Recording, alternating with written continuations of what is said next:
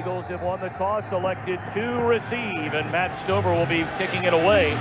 You mentioned earlier the Eagles special teams by and large have been a disaster. Yeah, you know, and if they don't, if they can just keep from killing the team like they did last week, hey, you know, you want them to make a play, make something happen, but don't do what you did last week and completely take your team out of the game. And, you know, we talk about it. This is November. Both of these teams 4 and 6. You know, everybody mathematically still in it. The guy who loses this one, though, his road to the playoffs gets a lot harder. Get a look at Ray Rhodes, 47-year-old native Texan, and 66-year-old Franklin, Pennsylvania native Ted Marchibroda, hoping his team can rebound. Both these clubs coming off terrible losses last week. And it is about the Eagles to the Niners, and of course these Ravens to the Steelers. Excuse me, Tom. It is windy down there. We see the ball coming off that tee. This is one of these stadiums opened in, old baseball stadium. That wind will swirl on you. Stover bangs it away, and Deuce Staley from his own 8. Out across the 20 to 25 and tackled at the 27-yard line by Kim Herring. Philadelphia offensively, the first NFL start for 25-year-old Ohio State Buckeye Bobby Hoying, a third-round draft pick in 1996. Up front there changes. Crafts gets the start at right guard. Ian Beckles is injured. And again, Joe Panos out at left guard. Bubba Miller to start. Waters and Turner in the backfield. Fryer and Timpson the wide receivers. Jimmy Johnson the tight end. First play is a starter for Bobby Hoying, and he hands to a man he'll need today, Ricky Waters, and nothing there. He may be picked up a yard.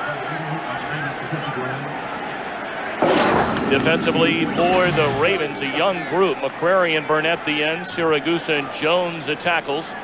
You have a pair of rookie starters at linebackers, Sharper and Boulware out of Florida State. Ray Lewis, his second year from Miami. Daniel and Langham the corners. Jones and Moore the safety.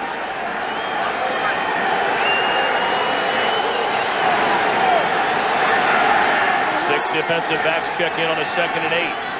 And a little delay to Waters. And he dives ahead out to the 34-yard line, tripped up by Boulware. When you have a young quarterback in the game, first start for Bobby Hoying, there's so much pressure on him. I mean, he's got his family here. Everybody's had 20-some calls on his message machine in one day. Everybody wants to talk to you. The thing you can do is start him off with a run game to get him comfortable. But one thing Bobby's got to understand, he has help. He shouldn't try to do everything all at once and not try to do it all by himself. 3rd down and 4, first pass of the game for Hoying. Steps up, throws, but shot down is saved, and he appears to be shy of the first down. The tackle made by Antonio Langham, and it's 3 and out for Hoying and the Eagles.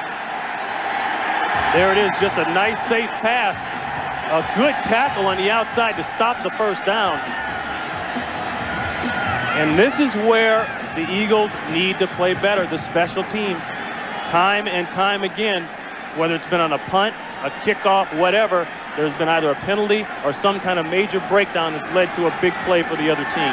James Rowe back receiving the punts today. Injured is Jermaine Lewis with a bad ankle. From his own 17, Rowe brings it out across the 25 and stopped right there, so better coverage this time by Philadelphia. Yeah, Joe Wessel, the special teams coach, you know they spent some overtime hours this week trying to get that thing together. 13 yards. Baltimore offensively led by 11-year veteran Vinny Testaverde, was intercepted in each of his first 3 possessions last week in the loss to the Steelers. Big offensive line highlighted by Ogden at left tackle. And in the backfield, Graham in place of Morris to start. 3 receiver set generally, but today Rowe and Jackson the wideouts, the tight ends Green and Kinchin. Derek Alexander not in the starting lineup after missing some meetings earlier in the week. And this is Graham, the rookie out of Tennessee, and he's up the middle across the 35, a gain of close to 6. The Eagles defensively, Mamula, Jefferson the ends, Hall and Thomas in the middle.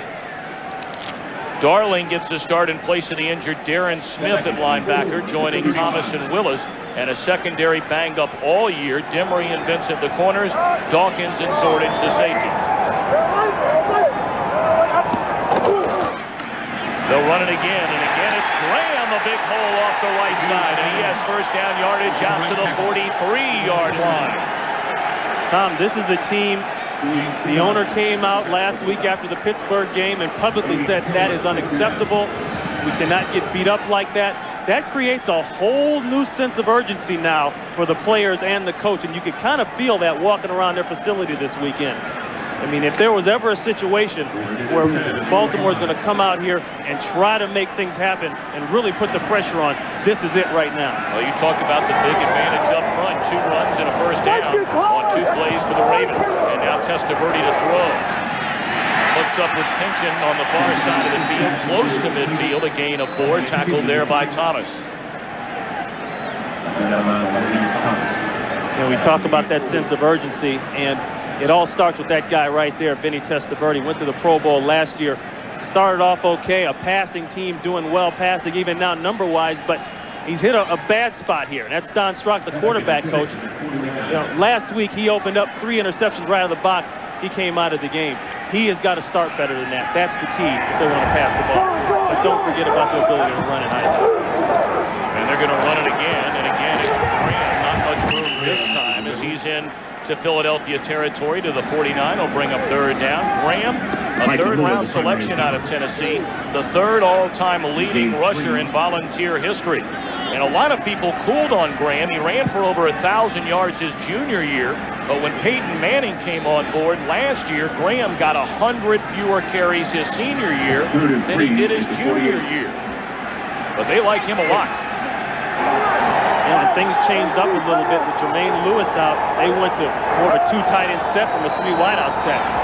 2 tight ends, that implies run. 3rd and 3, and Testaverde back to pass. Good protection by Graham, and Zordich, he opened. Great tackle. That is a money tackle right there. And you know what it does? It gets your defense off the field. If Bobby Hoeing has an ally today, it is the defense. They can make life easy on him by creating a short field and making big plays like this. Just a dump pass, but now you got your guy in position. Watch Zordich break down. It's not always pretty, open field one-on-one, but he got the man on the ground, and now they got a punt. Zordich just an outstanding player. And now it's Greg Montgomery, the quote-unquote Dennis Rodman, if you would, of NFL players. Has the dyed hair, the earrings, low snap. He handles it well. Can he get this one to dive? He did it before the game, Ronnie. It's unbelievable. Greg Montgomery does not have a touchback all year long. The only punter in the NFL to make that claim. No score from Baltimore. Fox NFL Sunday is brought to you by Isuzu, builders of the completely reinvented 1998 Isuzu Rodeo. Isuzu, go farther. By Frost Brewed Coors Light, who reminds you the 3 most important words are, hey, beer, man. And by the irresistible taste that makes you say, did somebody say McDonald's? Well, as the day continues to grow cloudier, the lights turned on in Philadelphia in a world of hurt in terms of field position to begin this 2nd drive under the direction of Bobby Hoeing. They start from their own 2.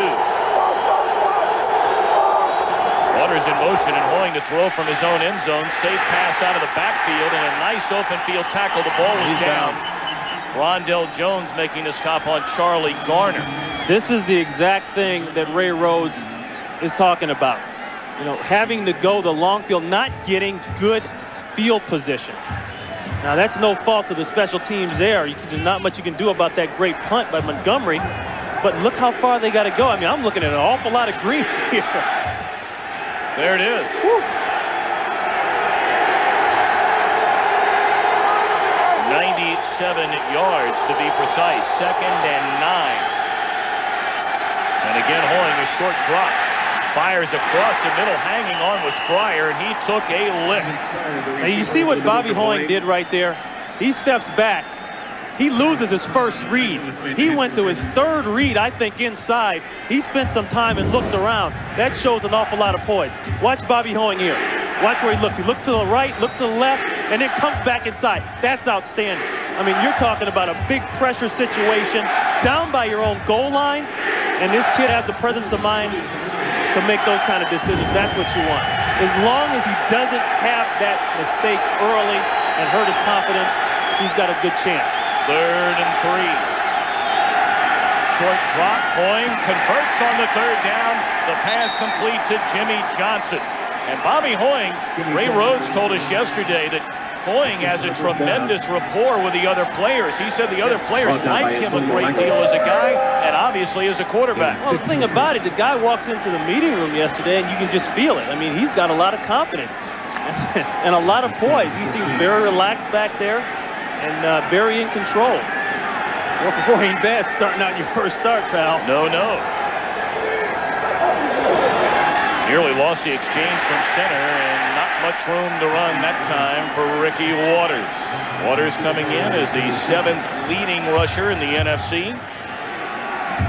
And, of course, he's a free agent at the end of the year, and that's been talked about a great deal in Philadelphia as this season continues to roll on. Will Waters be back or won't he? Well, you always got that number 30 standing next to him, and I'm not sure. I look at Garner come in there sometimes, and I say, yeah, he should be the guy. Then other times, Ricky makes runs, and his stats show that he should be the guy. He lost a yard, 2nd and 11, Hoying in trouble. Down he goes. Jamie Sharper picking up the sack. Hoying was able to get rid of it 2 times before. The pressure too much now. We talked about some changes in the offensive line. This is what Bobby Hoying is looking at down the field. And you can see right inside, good pressure by Siragusa. He's the one who starts it all. Siragusa has been a leader on this team, and when it comes to playing on the field, he does one thing. He gets inside and in your backfield fast. That's called A-gap pressure in the quarterback's face. 3rd and 19. And they're going to hand it off to Ricky Waters. Breaks it to the outside, but across the 10, well shy of the first down. Tripped up by the rookie Cornell Walker. You know what they did? John Gruden, the offensive coordinator, and Ray Rhodes, they said, hey, we're going to give the kid some throws, some nice, safe throws. He made a couple good decisions, got the sack. We'll run this ball and punt it out of here. We're not going to have that costly turnover down our own end zone. That's what they're doing. See the numbers on Hunt. Coverage is huge now for the Eagles. And they made a change at one of the flyer spots on the outside. Randy Kinder is out there for the first time in an Eagles uniform as Hutton kicks it away. Short kick. Rowe will catch it, bring it inside the 45, steps his way out of the sideline at the 40, and great field position for the Baltimore Ravens. 5:27 left, opening quarter, still no score. McTire here in for Kinder, right here, Deuce Staley. These are the gunners on the outside for the punt coverage. They have to get down by the punt returner if you have any success of stopping the return. You see your boy over here on the left. He's getting worked over pretty good.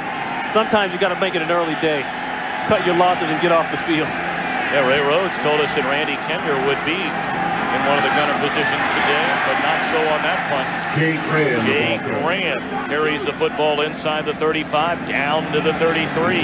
Baltimore looking for the first points of the game. That's a gain of 4. Tom, you know, the average starting field position, that's been one of the killers also for Philadelphia. And right off the bat, you can start that ball around midfield. Life is easy in that playbook. You're an offensive coordinator.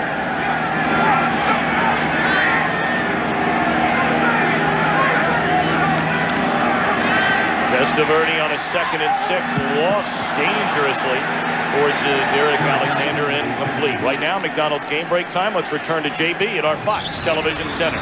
Thom and Ron, 4th play, game-opening drive for the Packers. Take a look at Favre. Screen pass to Dorsey Levens. Watch him follow his blockers. Good move, good speed, 56-yard pass play. Sets up a 3-yard TD pass from Favre to Levens. Packers on top, 7-3. Back to Thom and Ron. Oh, what a race here in the NFC Central. Green Bay, Minnesota, Tampa Bay all playing extremely well. A big 3rd down here for Testaverde and the Ravens. 3rd and 6.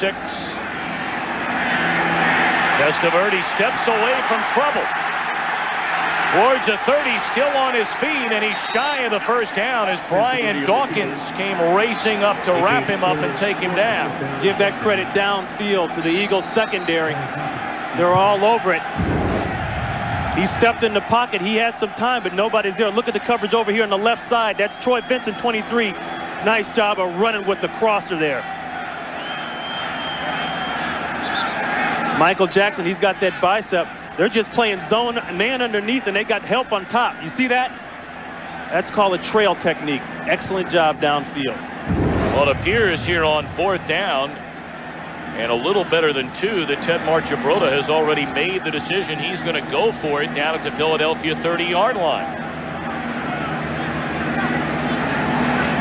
Looks like one of the officials might be a little dinged up. One of them took a hit earlier on that punt. Sure did. I think it was the field judge, Bobby Skelton, who was shaken up a little while ago. We'll step aside. 4th down upcoming.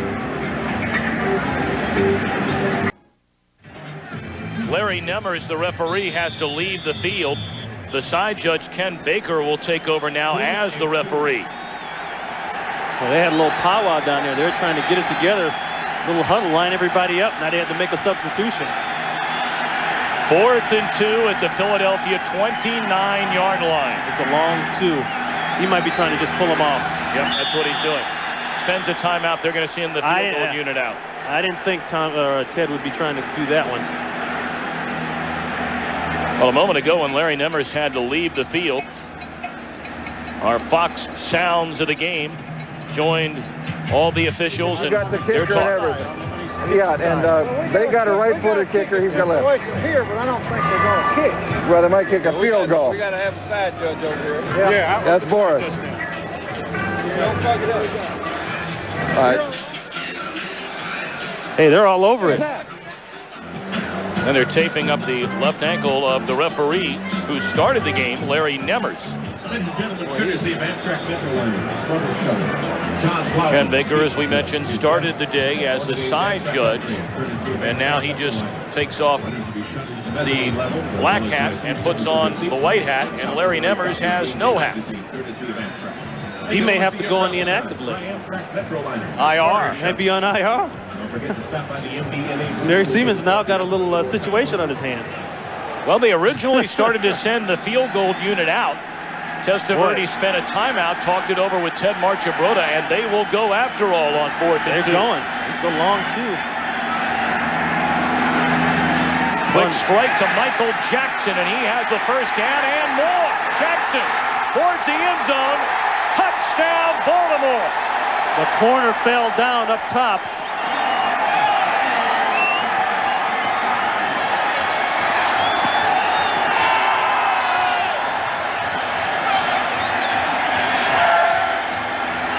They just threw a quick opener, and actually at the time that Jackson caught the ball, the corner's on his feet. It would have been tough as to whether or not he would have made the first down. Right up top, that's Demery. Look at, he's still not even in the picture. And now he's been slipped again. And a good job by Jackson of knowing the corner slip and then trying to make a big play out of it, and makes a big play out of it. Stover for the point after. 7-0 Ravens. They were shut out last week by Pittsburgh, but Michael Jackson, a 29-yard touchdown reception, 7-0 Baltimore. Fox NFL Sunday is brought to you by Mazda. Come see what happens when a car company has more engineers and fewer accountants. Mazda. 7-0 ball game. Baltimore in front. Michael Jackson, first time in the end zone in almost 2 months. And his 45th career touchdown reception. 7-0 Ravens. Stover, another very short kick. Deuce Staley met immediately as he stuck it to the 28. Let's go back to the touchdown real quick here. I'm not sure why Charles Demery, he's at the top. Watch what he does. He backs off. Now the first down marker is right there. See that separation? That makes the play. Everybody else is up in bump and run coverage. Now it's just a matter of getting guys to run to the football, and a good job by Michael Jackson. 4th down, a long two, like I was saying for the first time. I think you want to stay up in the bump and run coverage. You don't even give yourself that chance to slip down. So now Bobby Hoying, and this is his first NFL start in a 7-0 hole.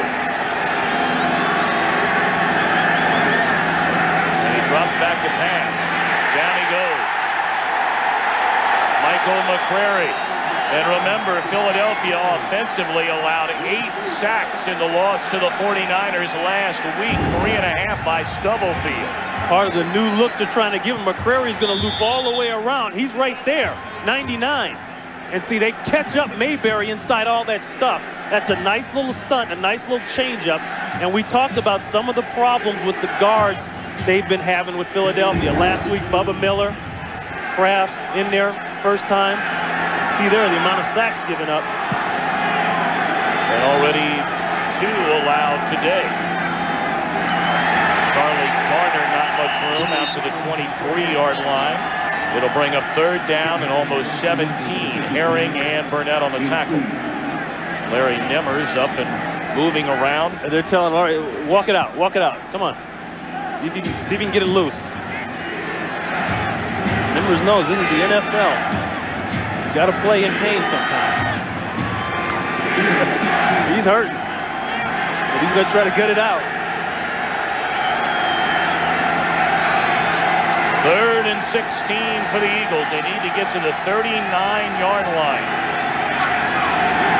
Say in motion, they're coming after Hoying.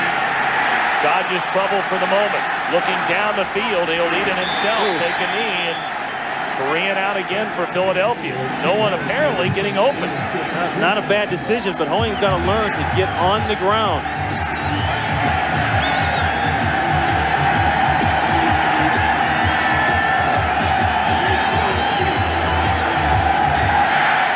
Tell you what, the way things are going here, Tom Hutton, he may be a very valuable person in this game for the Eagles.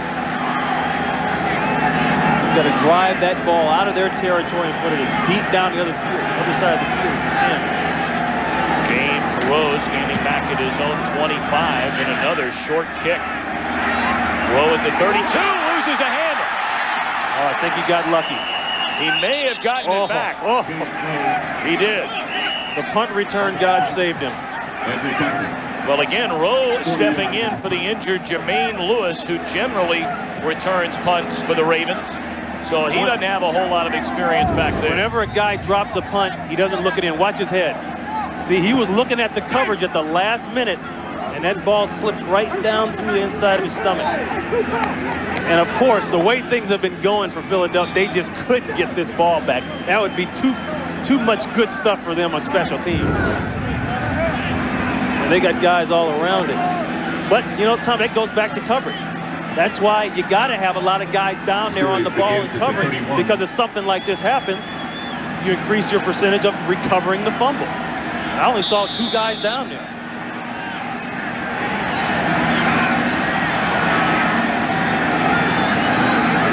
Pitching in motion on a 1st and 10, and a busy man already today, Jay Graham. He's out to the 33, a gain of a yard, maybe 2. Star Trek. Tuesday on Fox 2, legendary Captain tonight in the greatest battle of them all. Don't miss the network premiere of Star Trek Generation. Tuesday, 8 Eastern, 7 Central, right here on Fox. I know you're a big sci-fi guy. Yeah, but I know you're not a Trekkie. I can look at you. You're not a Trekkie. Oh, yeah, I like it. I like it a lot. I'm not convinced. 2nd and 9. I like being here on Earth a little bit more. In Baltimore, where it's cold and windy and all that good stuff. Football weather. Testaverde, good protection. Looking the long ball to Jackson, who's got it. Or does he? Yes, they're saying the ground caused the fumble, and livid is James Darling. All the way down to the 28-yard line. I'm wondering where the safety was. Troy Vincent's hanging on the outside shoulder like he has help inside. Boy, that's just a good throw. And Vinny Testaverde does a good job of leading him inside. Now let's see if he catches this ball. His knees down, but they're bringing it back. Yeah, they're saying now very late the question is possession, exactly. Ted Montrobroda's giving him an earful. The question is possession. He's got to show possession of this football and come down 2 feet solidly. You see right there? No, that's a good call. That's a good call. He never had possession. Vincent came around the outside with his arm, actually the inside, and kept him from tucking that ball away. he never really firmly had a good grasp on with two hands. Great play by Troy Vincent. So a 40-yard gain wiped off, and now it's 3rd and 9. Testaverde again to throw, and through the hands of the intended receiver, Derek Alexander. I don't know what kind of cleats Demery has on, but that's the second time he slipped coming out of a break. And a lot of players have talked about how good this field is. It's part synthetic and part real grass. Watch Demery up here. This is just a deep comeback.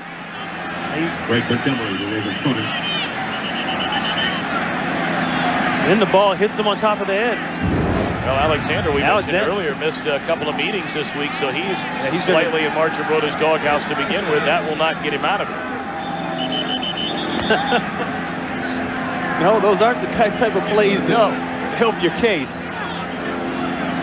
Greg Montgomery.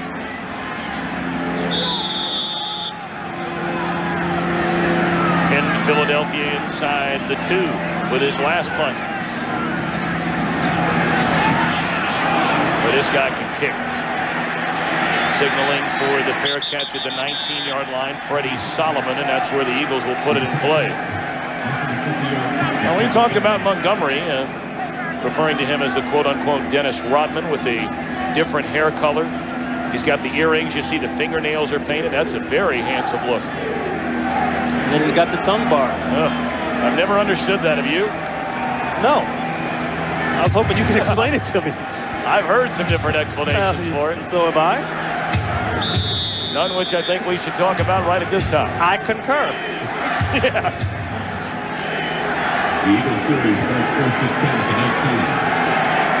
First down, Philadelphia.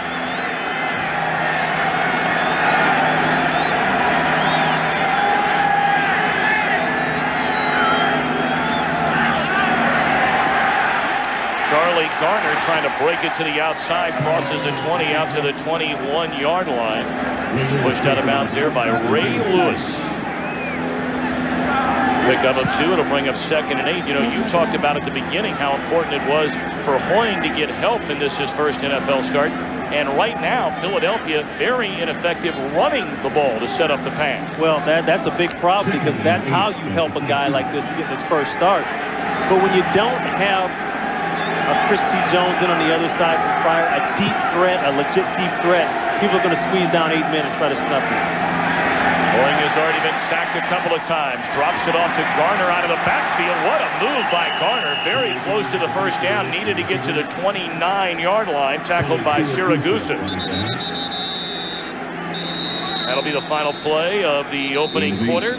29-yard touchdown pass. Vinny Testaverde to Michael Jackson. The only points thus far. You're watching the NFL on Fox. Bobby Hoying, his first NFL start. Most interested spectator is standing by with our Steve Davis. Steve. Thanks very much, Tom. Yes, this is Vernon Hoying, Bobby's dad. It's been quite a weekend for you. You started Friday driving up to Bowling Green to see your daughter Molly play volleyball. Then in Columbus yesterday watching your son, a tight end for Ohio State. And now chartered a plane this morning over here to watch your son Bobby start his first NFL game. What's your impression so far? Well, it's pretty exciting. We got to get some offense going here, but looks like they called a pretty conservative game start, not to get his feet wet. So hopefully we can keep this drive going. What did Bobby have to say this weekend about playing in the game?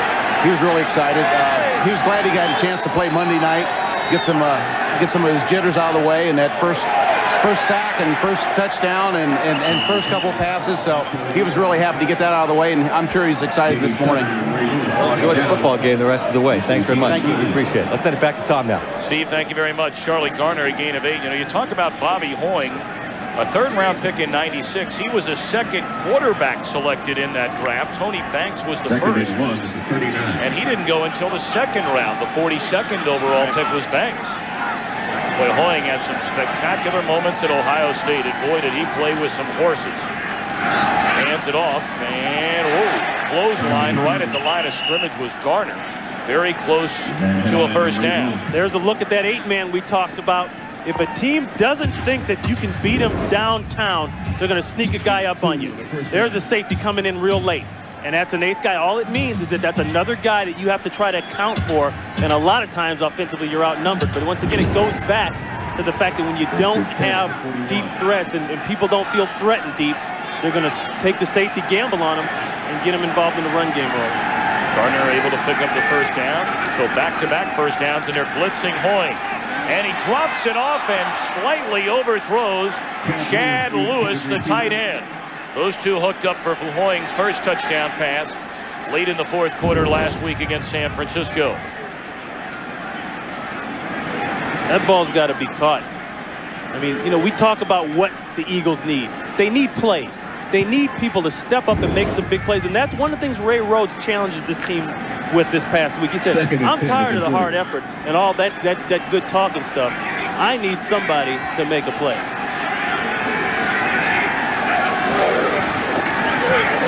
Gardner getting the football and not much room to run. He picks up maybe 2, tackled there by Burnett. It'll bring up third down. We were talking about Hoying and some of the weapons he had playing for Ohio State. I mean, imagine this if you're a quarterback on that team.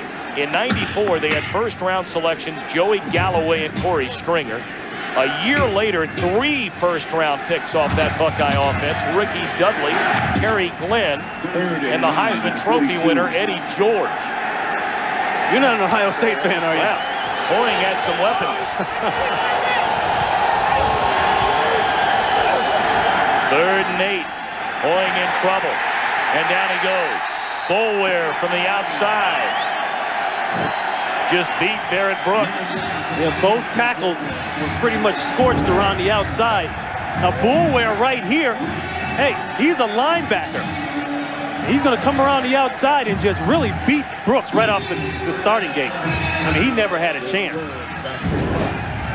One thing John Gruden, the offensive coordinator, said, incompletions, not always a bad thing, and not always a bad thing here to take the sack, get off the field, punt the ball. The turnovers are what will kill you faster than that. Booms this one for the first time today. That's a huge kick. All the way back at the 6-yard line is Rowe. Pretty good return as he brings it out across the 20. And they'll spot it at the 21-yard line. Fulware, 4th overall pick in the draft, having a solid rookie season. Fox NFL Sunday is brought to you by Saturn, a different kind of company, a different kind of car. By American Express, wherever you are, whatever you're doing, American Express helps you do more. By Duracell, when it better work, better make it Duracell. And by Motorola, with a Motorola pager you know now. Motorola. After an early injury to the referee Larry Nemmers, the officials are now officially straightened out. 1st and 10 from the 20. And the give is to Jay Graham. And the rookie runs into a swarm of white jerseys for maybe a gain of a yard. Larry Nemmers is back in there after getting his ankle tended to on the Baltimore sideline. Nemmers knows in this league you can't sit out too long. And you got to get Baker, back on the field. He goes back to the side, Judge. Short-lived. Got to make your plays when you can. You know the old story about Wally Pimp and Lou Gehrig. Step out of there, you may never get back in. You may never get back in. That's why I don't ever want to leave the booth. 2nd down and 9. Testaverde throws and finds Eric Green, the big tight end. A first down out to the 32. Right now, McDonald's game break time. Our main man, James Brown in Hollywood. Thom and Ron talk about frustration. The Giants, 4 running plays inside the 5. This is how it ends. Arizona doing the job defensively. No score in the 2nd. Back to Thom and Ron. I'm telling you, man, this division is so hot right now. You know, Philly can cry in their beer if they want to, but they're a win away from right back in the mix. That's what they got. The big picture. That's what they got to remember. Graham took a hit from Mamula at the line of scrimmage, was able to break away from that, but is dropped for a loss of 3 by William Thomas. Ray Rhodes said, I am not worried about our guys inside being tough. I'm talking about these 3 guys down inside. Thomas on one side holding the ground, and they get penetration, and that's what stops that play. That lets guys like Thomas Willis come around and make a play. The only thing he said I'm worried about is Mamula matched up on Ogden in a speed situation because of the size. But I think they learned their lesson in that Jacksonville game. Well, they put Richard Dent in for Mamula that time, and they set up the screen, but it didn't fool anybody. James Darling had it read all the way. It'll bring up 3rd down and almost 15. Boy, this is a nice picture here. Jonathan Ogden right there going up against Richard Dent. The young stud versus the old pro. I think Dent said, you know what? I'll take this one off. He'll do that to you, but Ogden better not go to sleep. Well, how about Ogden? Back up, guys, back He's up. a very confident guy. He said, hey, I can't get beat unless I just mess up myself. I don't think there's anybody out there that can beat me. He highly contests whether or not Baselli is the best left tackle in the NFL. 3rd down and 14, and Testaverde with good protection. Dumps it off to Graham. He has a long way to go, and he's not going to get there for a 1st down. 3. They get shut 14 and didn't get nearly that. They get shut down early there, but here's that matchup again. Watch the brick wall here that Dent kind of faces, even though he gets the hand on the face mask. That is just strength there. You're talking about a man that's 6'8", 313, and that's with his helmet on. When he takes his helmet off, he's got that hair going. Got the fro going. Yeah, he said, I'm about 7 foot. He's a big fella. And the thing that makes him good, he moves his feet well. It's all left tackles good. Montgomery punts it away. Slick move made by Solomon, but then covering quickly.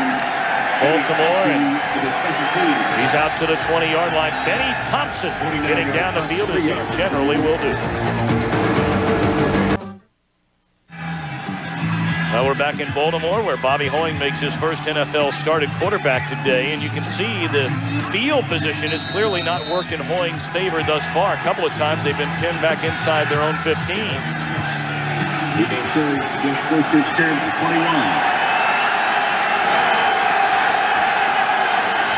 1st and 10 for the Eagles from their own 21. Here come the backers. They're coming after Hoying. He gets it away. And the catch is made by Kevin Turner, and he's out to the 27-yard line. Hoying picked it up. That's a nice adjustment there. You got 2 backers inside hot, right inside. Lewis comes, Sharper comes, and look at this. He checks right down to his back. Those are little things that tell you the kid is on his game.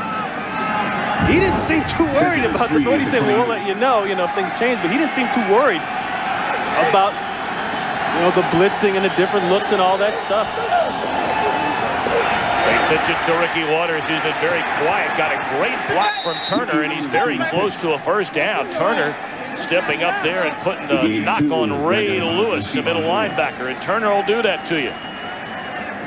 As long as they can keep that nice, even distribution going, a little pass, a little, and it's one thing, this is a West Coast offense, okay? And a lot of people say Bobby Hoying is a downtown, strong-arm passer. Well, he's got to fight some different things here. A lot of reads in that West Coast offense, a lot of check downs.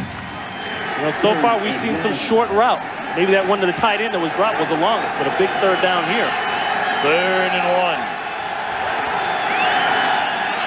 Ravens crowd the line of scrimmage, and they read it beautifully. Rob Burnett wraps up Kevin Turner, and Philadelphia denied on a 3rd and 1 by the Raven D. Rob Burnett just had to beat his man inside. That's the only way you get that kind of quick penetration. Right in there. Watch this. Yep. He beat Brooks right in the inside. Knowing the ball is going to be run inside, you think the lineman would want to have more urgency about protecting inside. That's just good quickness by Burnett. Again, Hutton on the punt. Already his 5th here in a quarter and a half. Ooh, that sounded like he kicked a brick. Low line drive takes a Philadelphia bounce, and it's down to the 15-yard line by Randy Kinder. We brought up his name earlier. Picked up from Green Bay, former Notre Dame Fighting Irish running back.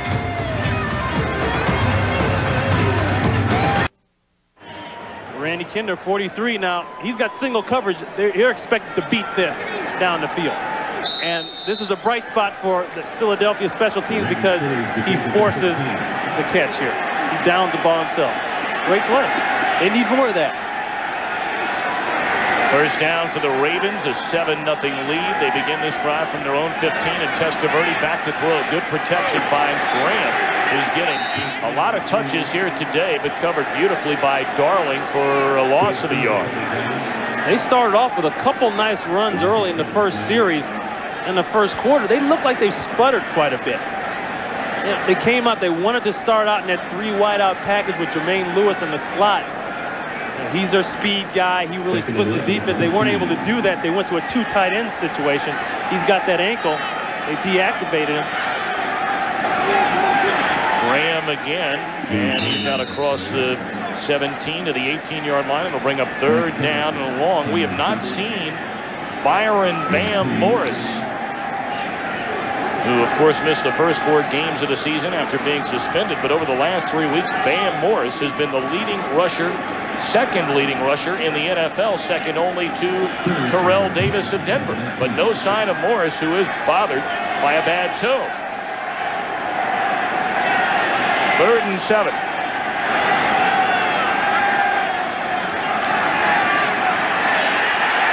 Testaverde just throws it away. He was under heavy pressure from Red Hall. Nice job by Hall. Loops around, makes pressure. Well, we're talking about Bam Morris. Steve Davis has more along the sideline. Steve. Thanks very much, Tom. Yes, Bam Morris missed a lot of practice time this week. Jay Graham, the rookie, got plenty of time. I think some of the other players were impressed by him. This is the most time for Jay Graham since Bam was out at the beginning of the season from the suspension. No word on whether Bam Morris is going to get any time today, but he was not deactivated for the ball game. Tom? All right, Steve, thank you very much. Montgomery punts from his own 4 and a low line drive. And fooling around back there is Solomon, able to scoop it up. And he is run out of bounds at the 41-yard line. Another near disaster for the Eagles special team.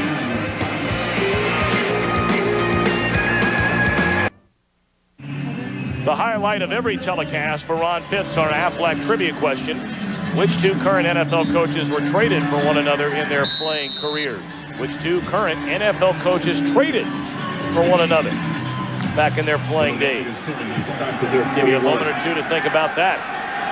For a change, good field position for Hoying and the Eagles beginning from their own 41, trailing 7-0. Little delay and not much room there for Ricky Waters, maybe a gain of a yard.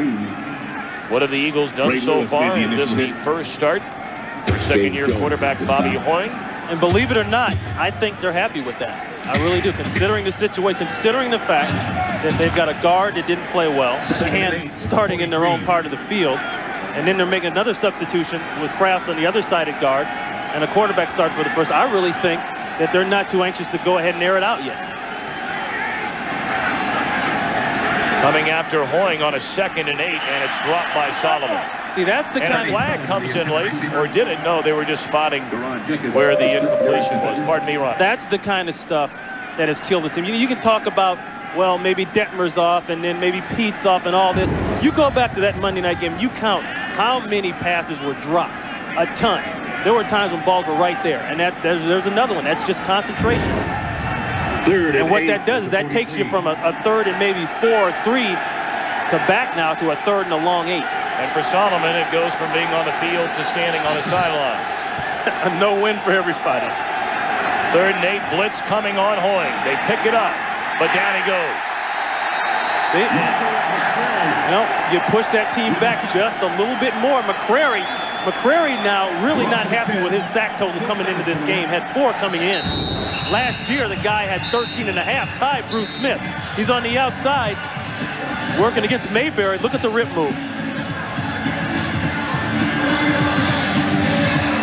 What do you say to Bobby Hoying? Do you say, do you chew him out when he gets to the sideline because he pulled the ball down and didn't have anywhere place else to go? No, because if he throws the pick, then everybody's going to blow up. There's nothing there. Line up, punt the ball.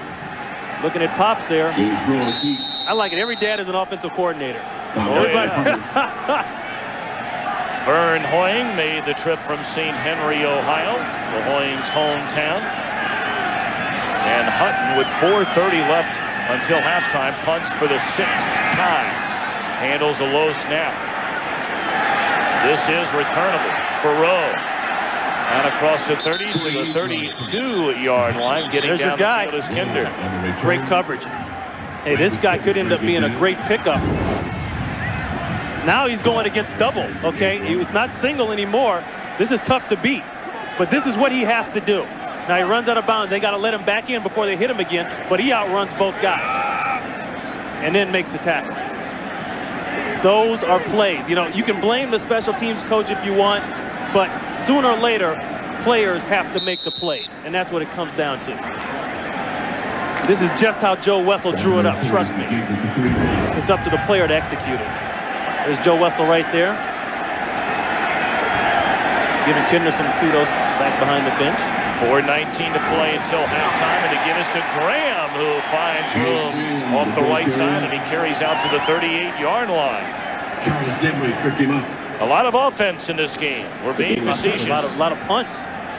You know, I think it's a nice chess match here. Everybody knowing how critical this game is in the grand scheme of things. I think each guy has told his quarterback, hey, pull it down. If you don't see what you want, we'll punt it and live another day. Meanwhile, I'm liking this Graham. Oh, yeah, already 9 carries for 34 yards. One of those tough, low to the ground, hard running guys. And here he comes again. And he appears to be about a yard shy of the first down. Well, tonight, why is this dog in a tailspin? Does Marge have a new husband who will be the ultimate paintball warrior? Ow. And what brought Mulder and the lone gunman together? An all-new X-Files. All these secrets will be revealed tonight starting 7 Eastern, 6 Central, right here on Fox. See that guy get pelted with the gun in King of the Hill? Oh, yeah. We feel like that sometimes. Just getting machine gun. About every week. Look at Ogden there. You see the size of him with everybody else in the huddle? Look at that. Oh, man. You got to yell at him if you're Graham to talk to him. We got to take a break before this 3rd and 1. 3rd down and a yard. 7-0 Baltimore in front with 3 minutes to play until halftime. And they're going to give it to Graham, who has the first down as he carries to the 43. Everybody talked about this team getting away from being a passing team, coming into this game second in the NFL passing the football. But I think what's happened is they've had some injuries at wideout, and then they've had a couple games here in the rain, real bad weather games, where all you want to do is line up and run the football in the one-back set with Bam Morris. But this kid today has really stepped in and done some good things. Graham already 11 carries. He had a total of 36 the entire year coming in. 3 receivers set for Testaverde. Throws a safe pass. Reception made by Derek Alexander. He stays in bounds. Clock continues to run as he crosses into Philadelphia territory to the 48-yard line, and that'll take us down to the 2-minute warning. They're trying to scream face mask there. There's a reason he didn't get out. Looks like they're not going to get it. So we reached a 2-minute warning. Baltimore on the move with a 7-0 lead. A reminder coming up on the Dockers Khaki Halftime Report. JV and Terry will bring you scores and highlights around the league, plus the Fox Sports Ticker will bring you up to the second statistics. That's all coming up on the Dockers Khakis Halftime Report. We have not seen that man today, Bam Morris, the leading rusher for the Ravens coming into play today. It's been all this guy, Jay Graham. He has another first down to the Philadelphia 42, stopped there by Willis. They're going to have to be efficient with the clock here. 1 timeout remaining. You know, a score here obviously helps Baltimore a lot, but for Philadelphia, it just puts more pressure on Bobby Hoeing coming out to want to put the ball in the air. Catches made, but staying in bounds was Derek Alexander. Clock continues to roll. We mentioned Baltimore only 1 timeout left. They had to spend a couple early in the half. And there you see Philadelphia, all 3 of its timeouts. Second down, Zornich comes after Testaverde, who throws complete to Jackson. Wow, what a stiff arm. Out of bounds, but doesn't. Whoa, his knee hit. He put the stiff arm there on Vincent and dropped the knee. Clock continuing to roll. Another first down to the Philadelphia 29-yard line as we close in on 1 minute remaining. Well, they've got no people covering on this side of the field. And they hand it to Graham. Cuts it back inside. Graham all the way down to the 13. Touchdown saving tackle by Clark. Well, there was a lot of confusion on Philadelphia's part, and I thought they did him a favor by running the football. But Graham just does this all on his own. Gain of 16 by Graham. Clock down to 30 seconds. And the ball at the 13-yard line. Testaverde. Oh. Was it intercepted? What a play. Yes, it was. Thomas. William Thomas. Testaverde. And the fans here in Baltimore will tell you, he seems to make the terrible mistake at the worst possible time, and he's done so right here again. Just a bad read. He looked as though he had the time. He was trying to hit a crossing route shallow. There's going to be a crosser right in here. Boy, that's just a bad throw. Obviously, he's trying to go to Green, a big target down here. He's got time to stand in there and deliver the ball. Good interception by William Thomas. William Thomas jokes with Ray Rhodes all the time. He said, you know what? I can play tight end. In fact, when Ray Rhodes went to look at him in college, he said, I'm not sure to play this guy at strong safety or linebacker. He's got those kind of skills, and they paid off there. Well, he missed a key interception that would have been against the 49ers last week. Yeah, that's a huge play now because they go in only 7 up. And with that guy there, now you still don't have to take Bobby Hoying out of the game plan. You don't have to put it in the air. JB and Terry will be along with the Dockers Khakis halftime report following these messages from your local station. 7-0 Baltimore at halftime. Dockers halftime. Brought to you by Dockers Khakis. Standard equipment at tailgate parties everywhere. Nice pants. In Hollywood with Ronnie, Howie, Terry, and yours truly, JB. Let's take you around the NFL. Bobby Hoying having a rough way to go in Baltimore. Ravens on top by a touchdown. There you look at young Cannell. Safety zones up, safety's up, corner's got old cut, deep third, Cannell firing it deep down the field. Armani Tuma, there you go, 56-yard touchdown. Love your clothes, young man, there it is. Giants all over the Cardinals, 10-0 at the half. Love your clothes, but I tell you what, Vikings are glad to see this guy back in his clothes. It's a good running back, this Smith. Good running back. Here's another good running back. Remember this guy, Tommy Vardell, 41-yarder down the sideline. Man, this has been all Lions in the first half. Right now, it's Lions up 3-0. Mitchell back, looking left, turning, firing deep. Who's he looking for? Herman Moore. Why not at 6'4"? This guy cannot leap anyone. There's a 35-yard gain. Still 3-0 until this play. Off left tackle, bullet. Tommy Vardell goes in. It's 10-0. And then Scott Mitchell back, looking for who? Barry Sanders. Hey, why not get this guy out in the open field with a football? Down the sideline he goes. We're looking at a 34-yard gain down to the 1-yard line. Another 1-yard Tommy Vardell run. And the Lions, surprisingly, all over the Vikings. Mike Holmgren said, don't look ahead to Dallas next week. Levin's trying to do his part. 6 plays in the first half by the Green Bay Packers resulted in 2 touchdowns. His 52-yard touchdown. There you have Dorsey Levens. Not many people know about this guy, but he's on his way to being one of the best backs in the NFL. Now Favre steps up. This ball's knocked out of his hands by Monty Montgomery, scooped up by Al Fontenot, down the sideline, touchdown. It's 17-14 the Colts. Then back up in the pocket, fires. There it is, Brett Favre.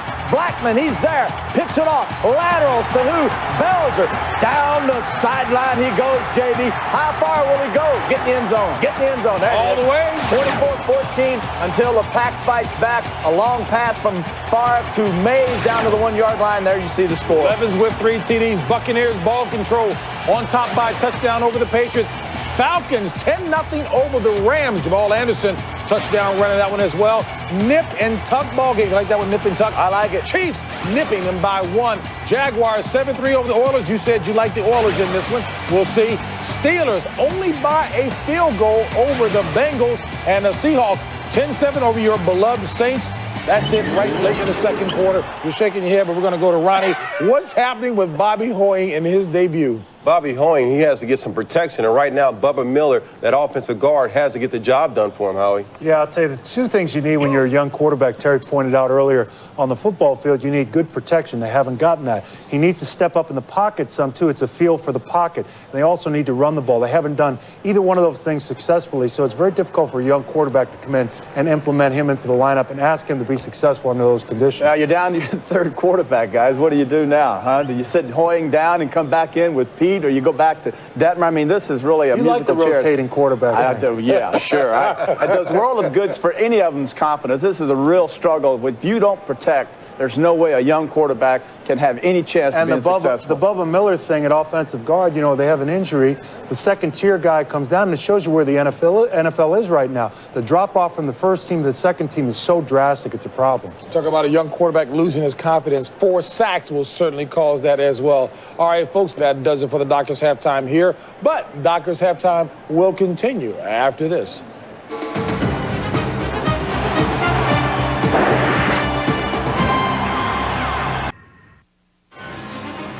7-0 Baltimore at halftime, and we'll return to Memorial Stadium for the second half kickoff after these messages from your local Fox station. And this first half highlight brought to you by 1-800-COLLECT. The Ravens should be up by more than 7. Biggest play of the game right now. The interception by William Thomas. Testaverde, you said it. You know, bad habit of making the wrong throw at the exact wrong time, and a good catch by William Thomas. What that does is that keeps extra points off the board for Philadelphia. You stay in the game plan now for Bobby Hoying. He's done an excellent job. I mean, we talk about the punts, a lot of punts, and people may be getting a little bit impatient. Bottom line, the guy hasn't thrown the big interceptions yet and don't have the big turnovers, and that's all you want him to do right now. Well, at least so far, Hoying has been under a great deal of pressure. We mentioned 8 sacks in the loss to San Francisco last week, and they're at half that total in the first half today. Yeah, with the 4 big ones, and we knew they'd do some things to try to confuse him. They brought some stunts inside. They brought the linebackers. McCrary has really made some big plays. And then we talked about the guard changes up front for Philadelphia. That hasn't helped things. But as long as he keeps his head and knows that he doesn't have to do it all by himself, and in this offense, a lot of things going on in the West Coast offense. We saw him make some pretty good reads. And you see, he threw for 32 yards. But if you throw in the sacks, it's -3 passing for the Philadelphia offense in the first half. Bottom line, though, nobody is mad at that guy for those sacks. You're better off holding the ball, eat it, than to try to make a dumb throw.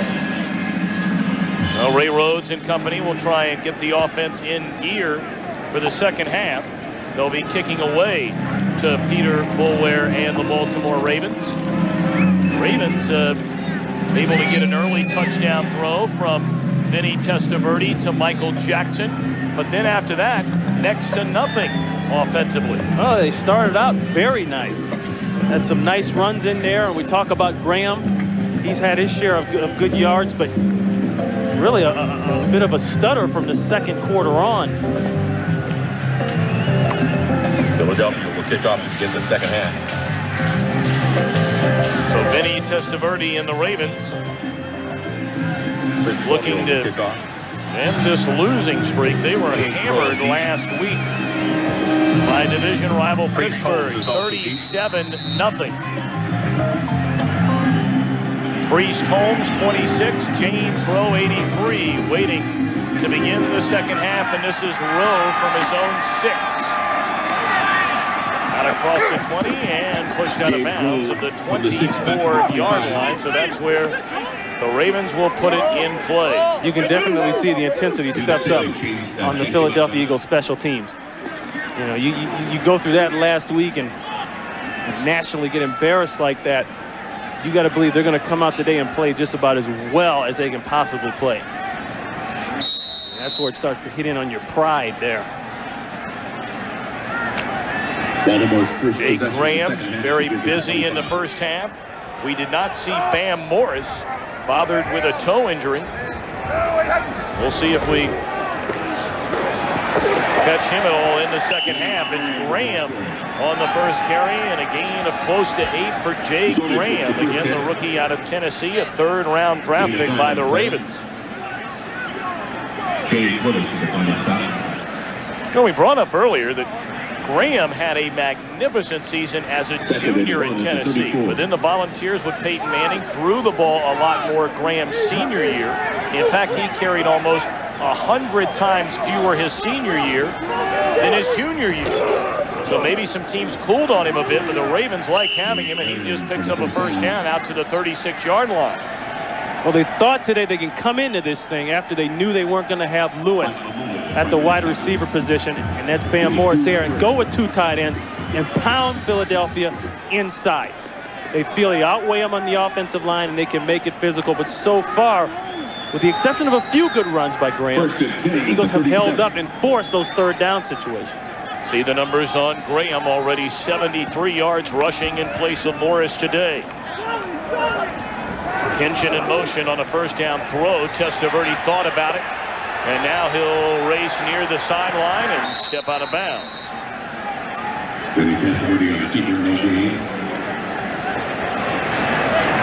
He didn't have any place to go with the ball. And Vinny Testaverde a little shell-shocked after that last interception. He's trying to go to Alexander. Nice buzz there by Zordich. Zordich is playing in the hole.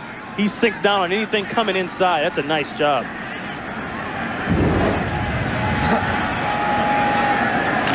But still, Baltimore with that running, getting Graham on the ground. That's the difference in the total yards. Gain of 2 on the run by Testaverde. We'll call it 2nd and 8. 3 receivers sent. That's generally the normal offense for the Ravens. Good protection, and it's batted at the line of scrimmage and intercepted. Picked off by James Willis. And Philadelphia makes a big play defensively here on the opening drive of the second half. It looked to be tipped by Hollis Thomas at the line of scrimmage. We'll see. Testaverde trying to throw right down the middle of the field here. Watch 78 in front of you. Right there. Let's see if he gets a hand on it. Yeah, he did. Another huge play by the Eagles defense. They went to Bobby Hoying in the beginning of this week and they said, listen, we will help you. Okay, we are on your side. Remember that. We're going to take care of the other side of the ball. And that's what you call taking. Now, he's got a short field to work with. If they open it up, this might be the time to open it up with him. Drive starts at the 44-yard line, and Hoying a deep drop. Guns it across the middle, and a catch made along the sideline by Irving Fryer. Turnovers will kill you in this business. And it started out as a game that went back and forth. You saw the last big turnover at the goal line by Testaverde, another one, but it starts here with the protection. Look at Jerry Krafts. He got challenged personally by Ray Rhodes. You give the kid time, he makes the play. Irvin Fryer coming all the way across the middle of the field, recognizing zone, keeps running. Very smart veteran move there. 27-yard gain. A perfect throw from Hoying to Fryer, and Philadelphia down at the Ravens 17.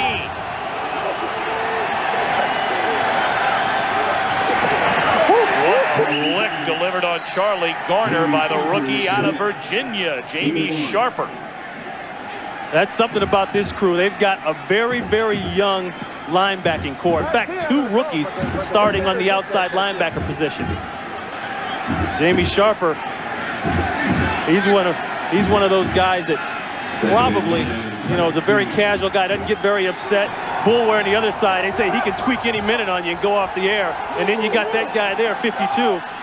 He's a little bit of everything, he says. 2nd and 9, and Hoying to throw.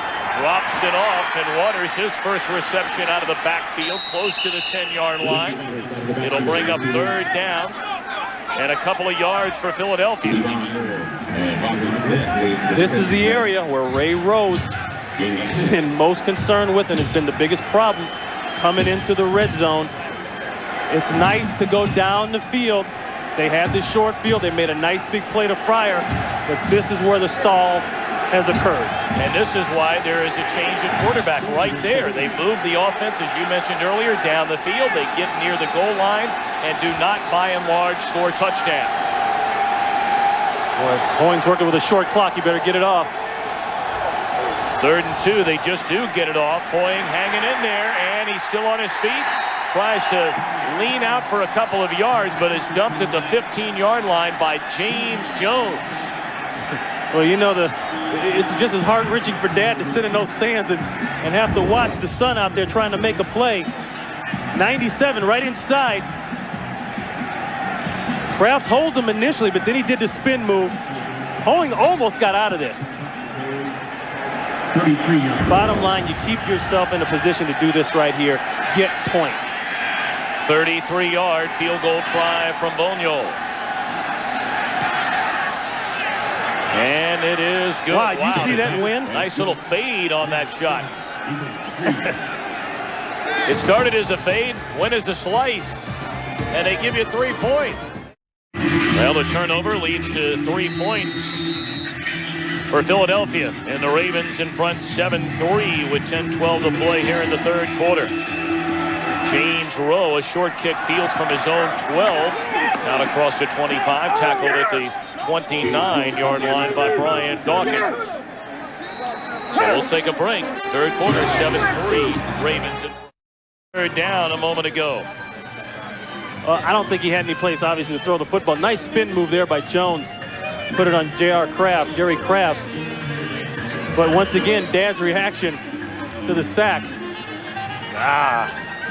Dad's got to learn to relax. Well, there might be a lot more games in store for his son. Got to relax. Well, I've seen dads a lot more excited than that. One of them will be Ron Pitts in about 15 years from now when young Lee Elijah Pitts is on the football field, perhaps. I'll be very relaxed because he will have just signed for that $5 million signing bonus, which I will like very much. Testaverde rolling right, throws, and it's in and out of the hands of the intended receiver, Michael Jackson. Well, we've given you plenty of time to think about our Aflac trivia question. The two current NFL coaches who were traded for one another during their playing careers, and the answer is Ray Rhodes. Giants sent him to San Francisco for Tony Dungy back in 1980. And both have turned out to be outstanding head coaches in the National Football League. Ray Rhodes took the Eagles to the playoffs each of his first 2 years, and Dungy appears to be doing it year number 2 in Tampa Bay. And there's Graham with a big hole all the way out to the 47-yard line. Now Graham is just really starting to lay it on him. I mean, he picked at him, had some good runs here or there, starting to pile up. We saw the yards. Now he's really starting to hurt. Watch the missed tackles here. Some good blocking. Here's Zordich. Boy, he's kicking himself about that one. Gain of 17 for Jay Graham. He's closing in on 100 yards. Graham is a lot stronger than he looks. We've seen him use the stiff arm twice now. He put it on Zordich. Flag down on the play as he crosses into Philadelphia territory, tackled down at the 47-yard line, but I think this one's coming back. It is holding against Baltimore. That would have put Graham at the 100-yard mark if that play would have stood. 69 offense, 10-yard penalty, repeat first down. Jeff Blackshear, the right guard. You know, we talked about this offensive line being big and physical and all that. And, you know, if they're going to start to lean on you and wear on you, you'll see it in the second half. Well, it's not a surprise to see two big runs here by Graham. 9 minutes to play in the third quarter. 7-3 Baltimore in front. And Testaverde will throw on 1st and 20. And on the far side, Derek Alexander in the catch out to the 42-yard line, a gain of 5. Well, Vinny Testaverde, by and large, it's feast or famine. When he doesn't make the key mistake, the Ravens generally will win a game. In his 4 wins, he's only thrown 2 interceptions, but in the 6 losses, he's been picked off 11 times. And 2 interceptions today, but a 7-3 lead. Good protection. He has all day to throw. Now has to start looking around. And he's still on his feet. He's still not out. And he gets to midfield. He picked up 3, 4, 5 extra yards. Everybody thinking he was heading out of bounds. Well, but that's all about coverage, though. Once again, the Eagles secondary locking people up over on the right side there. That's Demery. They're going to play a zone. Got help underneath. Look at it. Alexander looked like he was open for a bit.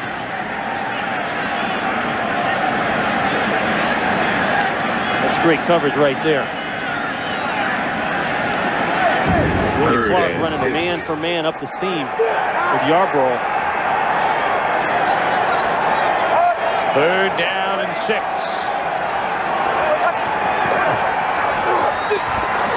Testaverde.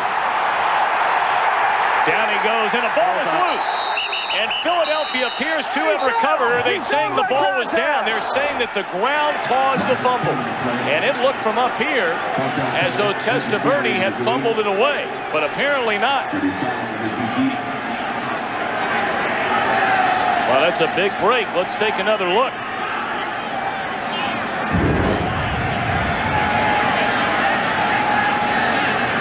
That ball's out. That's a fumble. The Eagles get worked on the call. That's a fumble. From Montgomery to punt it away, end over end, and it sails over the head of Solomon, and that is the first touchback of the year. And he's not too happy about it. For Greg Montgomery. Touchback. Boy, this looked like a Baltimore turnover. Whew. They say the ground caused contact. They used to say the world was flat. By Chief Pilot Matt Elkins and the 12 crew members of the Russell Stover Candies Light Ship.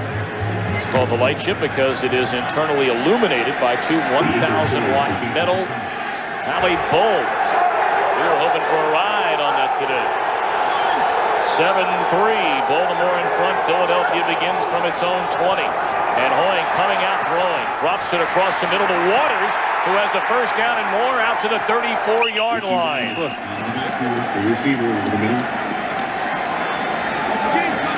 Philadelphia in the NFC East coming in 2 games under 500, but only 2 games behind the Giants in Washington. You see the Giants in front of Arizona, a tight one at the Meadowlands. And then later today, next right here on Fox, except for those of you in Baltimore, Fox NFL Sunday doubleheader, the Redskins and the Cowboys. Ricky Waters maybe picks up a yard. What do you think about that Redskins-Cowboys clash today, Ronnie? I think Washington, Gus Barat, they're going to have to play great football down there to win. You know, everybody has counted Dallas out, and they're ready to put the stake in the heart. I think that's too early. I think the way this division is shaping up, I think they're just right in the middle of it. And Ray Rhodes feels his team still has a chance. He's right. They've got to play today. They're coming after Hoying on second down, and he is sacked for the 6th time today. Second time in the arms of Bullware.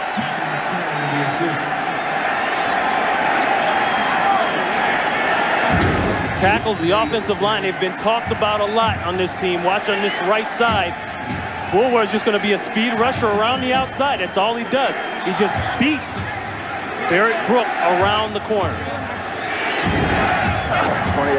And that's why they talk about tackles, Tom, having to have good feet, being able to move their feet. You got to do that to be able to handle those speed rushers. Third down and an acre for Philadelphia. Hoying good protection, fires across the middle. Got it. Did he make the play, Solomon? No official word yet. One official says yes. It's a completed pass. First down, Eagles. The youngster delivered. He stepped up and delivered. And you know, that ball, low, but not bad, right where it really had to be, because you want him to get down and make the catch and get the first down. The wind catches that thing a little bit. And it was a clear catch. Ted Marchibroda. Well, it looked clearly like a catch. It looked like a good catch. I don't think there's any problem. Hoying checking off at the line of scrimmage. Oh, now they get this, Bubba Miller, unless he was pulled off. Oh, that's huge. False start, offense, number 65, 5-yard penalty, still first down. I'm sure Bubba's still trying to shake his head clear of Dana Stubblefield from last week. You know, like you said, Tom, Hoying changed the play. Along with that play comes another snap count. Obviously, he didn't get the new snap count. Backs him up 5 yards, first and 15 from the 47.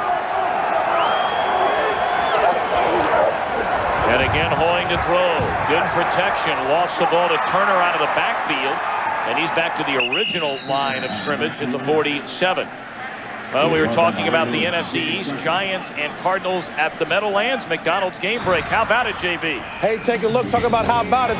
Cardinals not to be ruled out. Take a look at Jake the Snake Plummer. This is why Bradshaw likes him. Moves well. Nice touch on the run as he finds Frank Sanders. 70-yard TD play. Cardinals back in it, trailing by 3. Back to you guys. Well, you could see that one, Bruin. Plummer, an A-State guy. Oh, yeah. It was just a matter of time. Jake the Snake, they love him in the Valley of the Sun. And Hoying loses the football, and Baltimore appears to have recovered. Yes, they have. First mistake, real mistake of the day made by the rookie, or rather the first-time starter, Bobby Hoy. And you know, you could see what he was trying to do. He was trying to get some extra yards. Ball security, a must. We always talk about it.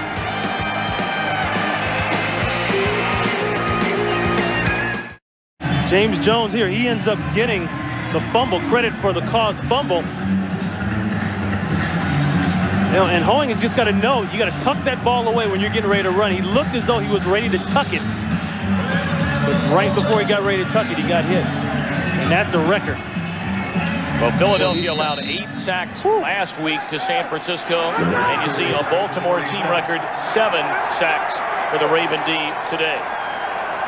But I think more today has been coverage sacks. I really do. I think it's been some better coverage down the field. Last week it was just guys getting beat man-to-man. Blitz coming, and Testaverde able to stay on his feet and then loses the ball, but reaches out and grabs a hold-up. That thing must have grease on it out there. You know, one of the things that Vinny's been doing a lot of, and you talk to people in the organization, that looks like Goaz got a little ding there, is that when he starts to take off and run with the ball, he doesn't have a firm grip on it. A lot of guys hold it with one hand. He's had a lot of those fumbles this year. Well, while they attend to Leo Goaz, will step out. Third quarter, 7-3, Baltimore. Leo Goaz right there, 62, working on Jasper. This is where he hurts himself in there somewhere. Watch the way Testaverde holds his ball. You know, he's fumbled 8 times on the run this year.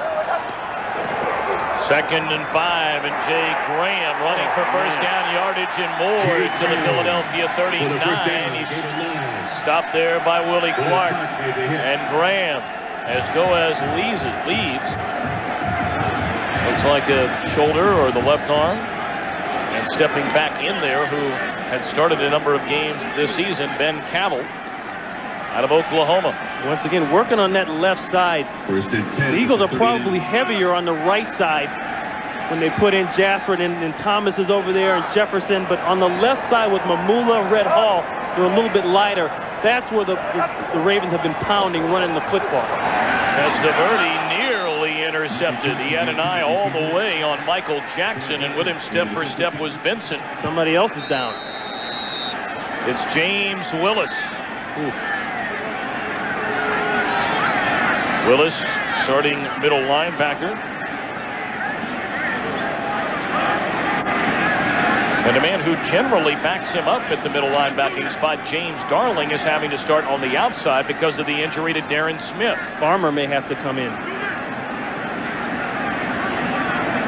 Now we'll take a break while they look at Willis.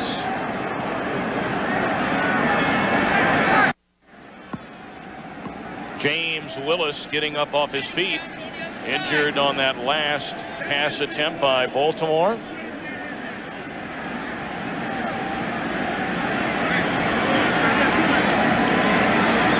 And Willis able to get up and leave the field under his own power. You see, he had the interception earlier on. Well, we saw the injury to Goaz. Let's check in with Steve Davis along the sideline.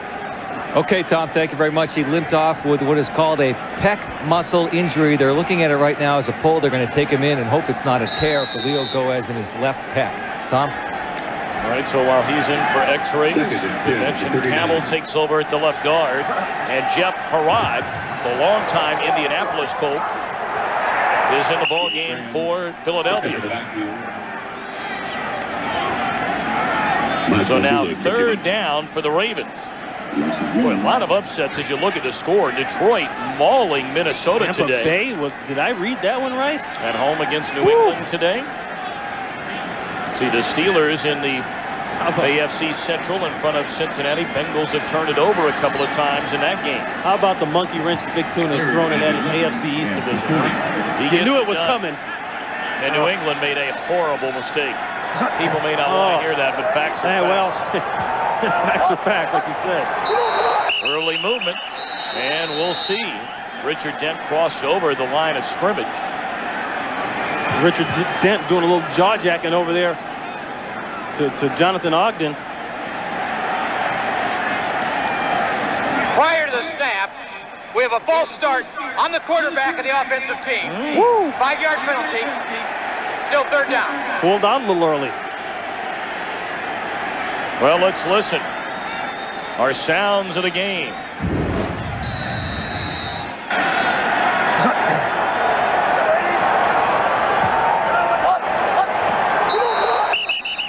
I don't see it. There may have been a little I don't see it. head jerking a little bit there. Unless he picked up a foot. 3rd and 16 to the 25. Well, it goes from 3rd and 11 to 3rd and 16. They need to get to the 29-yard line, and the line of scrimmage is the 46. Testaverde. Good protection. Graham out of the backfield, but a lot of white jerseys in front of him. You got that one right. Ton of white jerseys. That's what that penalty will do for you. So Baltimore fails to cash in on the Hoying fumble. And not only that, they don't cash in on some great runs by Jake Graham. I mean, this is a guy sitting up here that's just killing him running the football.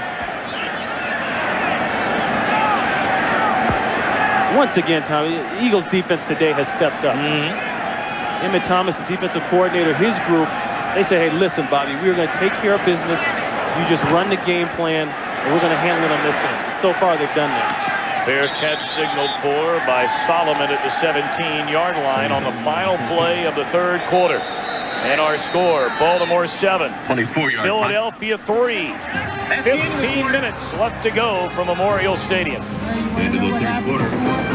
Ravens 7. Philly, Baltimore, 7-3 as we're set to begin the 4th quarter. The Eagles series begins at the 17. Eagles have the football, 1st and 10 from their own 17-yard line. Bobby Hoying, his first NFL start. And he hasn't gotten a whole lot of help from the Philadelphia rushing game, which has been a big player all year long in this Eagle offense. I just don't think they're stable enough on the offensive line, but I tell you what, you look at the scoreboard, this has been a football game, and this is what I love about this. 2 teams, 4 and 6, they need the win, and they're playing football. Take a look at this. 5 teams that started 4 and 6 and advanced on to the playoffs. Most recently, the big run by Jacksonville last year.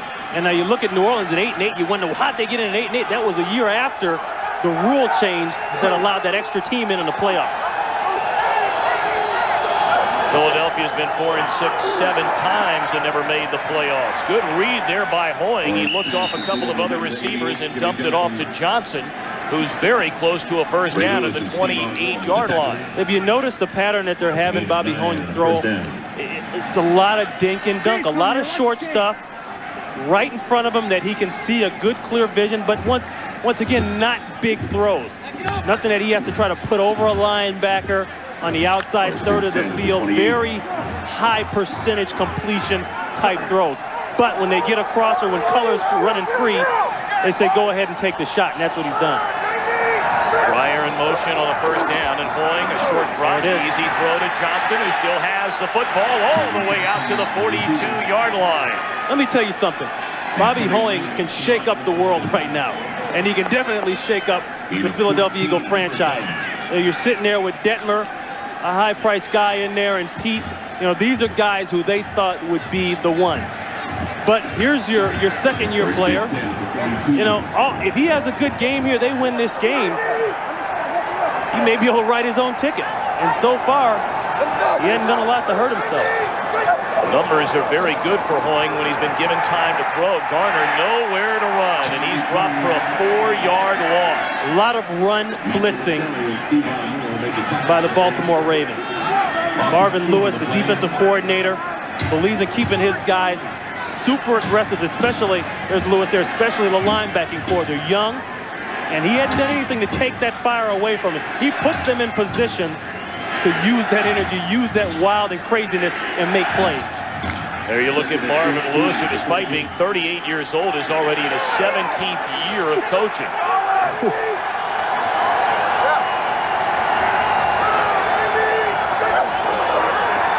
The blitz is on Hoying, and down he goes again for the 8th time today. And again, it's Michael McCrary on the sack. McCrary's getting that sack total back up, but you know what you had there? You had a zone blitz. Number 97 right there, watch what he does. Boom, and then look at him. He's going into pass coverage. He's getting back on the DB stance.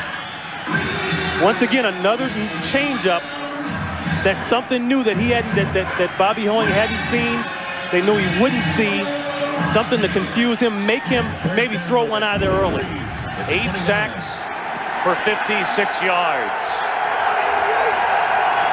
3rd down and 23. They need to get to the Baltimore 48-yard line for a first down. And they set up a screen to guard. And he's still on his feet, flag down on the play. And his forward progress has him out to the 39-yard line, but again, penalty flag down. Rondell Jones and Ray Lewis made the stop.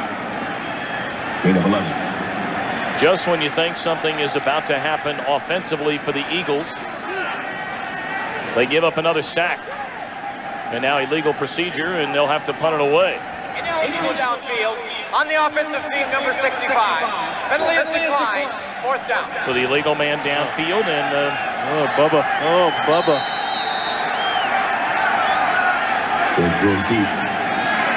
Tommy Hutton again on the punt.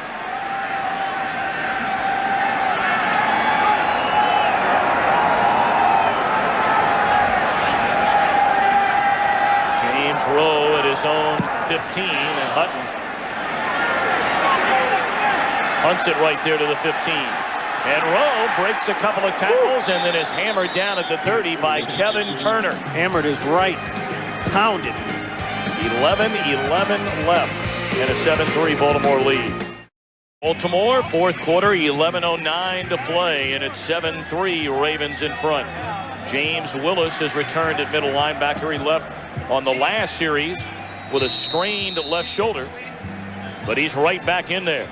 Marvin Jones, defensive coordinator for the Ravens. Lewis, getting his guys fired up. First down, and the give is to Graham, trying to break it to the outside, still on his feet, and picks up close to 6. Charles Dimry forced him out of bounds. And don't forget, for the exception of those of you here in Baltimore, the back end of our Fox doubleheader. And what a rivalry. The Redskins and the Cowboys in an enormous NFC Eastern Division matchup. Redskins tied with the Giants for first going into play today, and the Cowboys 1 game back at 500. Giants tied at 10 with the Cardinals at the Meadowlands.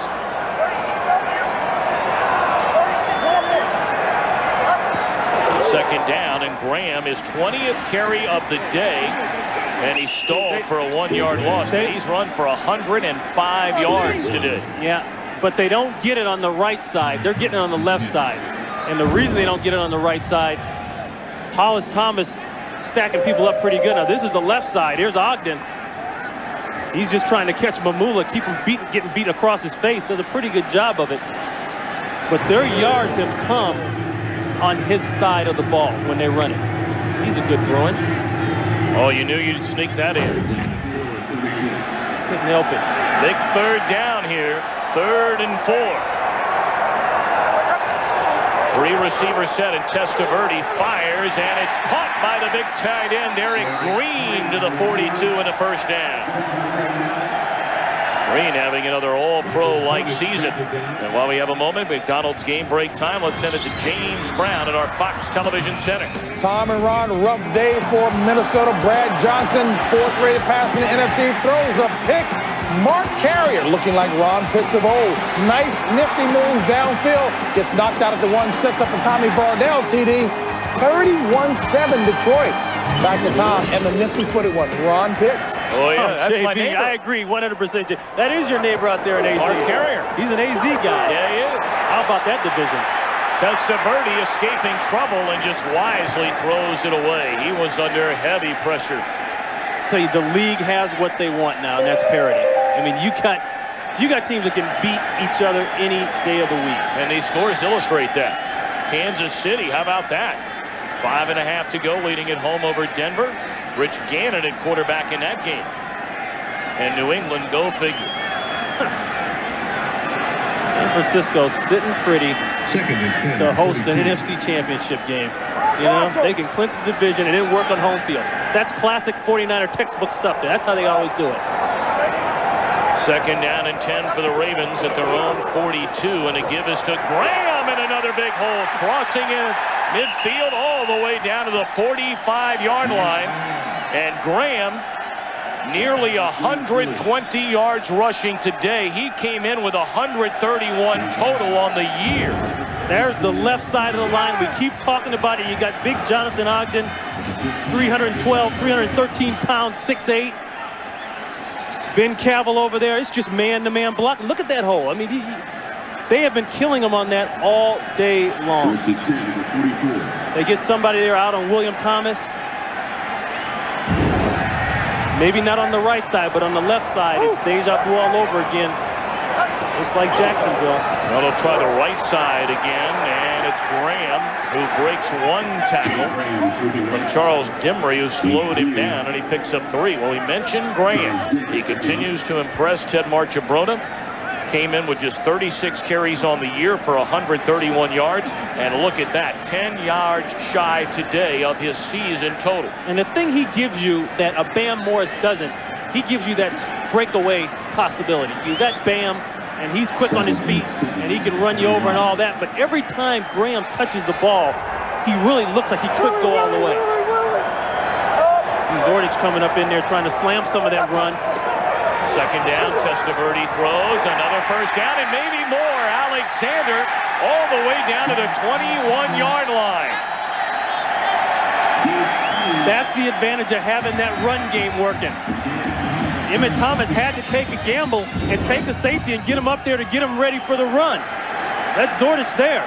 So that means man-to-man coverage, no help on the outside. A lot of room there. You see the marker. Dimry backed off quite a ways. A very, very crucial, the most crucial point of the game for Philadelphia coming up right here. They've hung in, and we're putting it on the ground. Graham pulls his way to the 15. Another big pickup for Graham. Give him 6 more yards. And you can't forget about that right side. You got big Orlando Brown over there at 350. Sitting next to Jeff Blackshear at 325. These are some big, big boys. And you see, perfect mix. Yep. Perfect mix. They talked about that, trying to get back to what they were doing, you know, the running and then pass it better and then get a good mix of both. Second down and 4, and again it's Graham. And this time wrapped up at the line of scrimmage. You can just see Ted Marchabrota, of course, handles the head coaching and the offensive coordinating duties. You can see he's in that run mode now. He said, we're just going to pound it. We're going to let the clock roll. 7-3 game, still tight. But this is where, when they've gone to throw, Vinny Testaverde had the big miscue. And this is where the Eagles need a big miscue. Well, a touchdown could pretty much put this one to bed. Graham going for the first down and appears to have it inside the 10, down to the 9. It'll be first and goal, Baltimore, with 5.5 to go. Now they're even starting to lay on the right side a little bit. Just starting to wear them down. Orlando Brown watches this side over here. Wally to the center. He's got a nice block. Look at that. Maybe a little grab in there. You know, there comes a point in football when zones can't help you, schemes can't help you, all that kind of stuff. You got to beat the man in front of you. Mano-a-mano, man-to-man football, you got to win.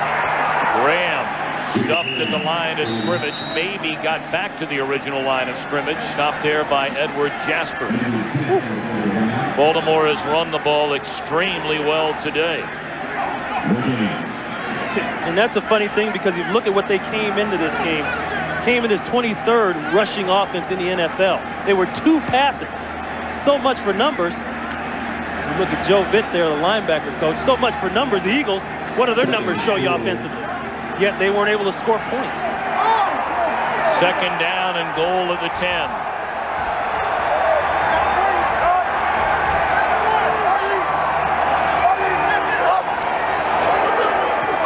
Mix up there.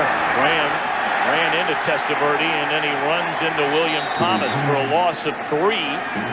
So now it's 3rd and goal. If Philadelphia can stand tall here and give up just a 3-point field goal try as time is called on the field, they'll have a chance. If Testaverde gets Baltimore to the end zone, it's going to be hard. Win.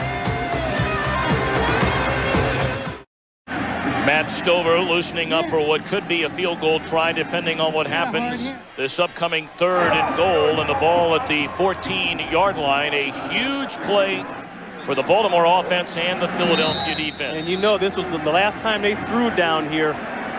There was a pick. Testaverde served one up. So if he throws here, it's going to be very safe. Yarborough and Alexander, the top ear screen. Jackson at the bottom, and a draw to Graham, who's sniffing the end zone and gets down to the 6-yard line. I didn't think that Marchibroda was going to let Vinny Testaverde try to throw that ball down here again. And timeout is called by Philadelphia. The Eagles now have 1 left with 3:44 to play. Stover, a field goal try when we come back. Stover having an outstanding year. In fact, he is the all-time field goal percentage leader in the history of football, hitting on nearly 82% of his field goal tries. These things are never automatic, though. Not in this league. This would give Baltimore a 7-point lead. They'll spot it at the 14, a 24-yard field goal try out of the hold of Greg Montgomery. And the kick is good. Well, the stage is now set for Mr. Hoeing. Can Hoeing get the Eagles down the field for a game-tying touchdown?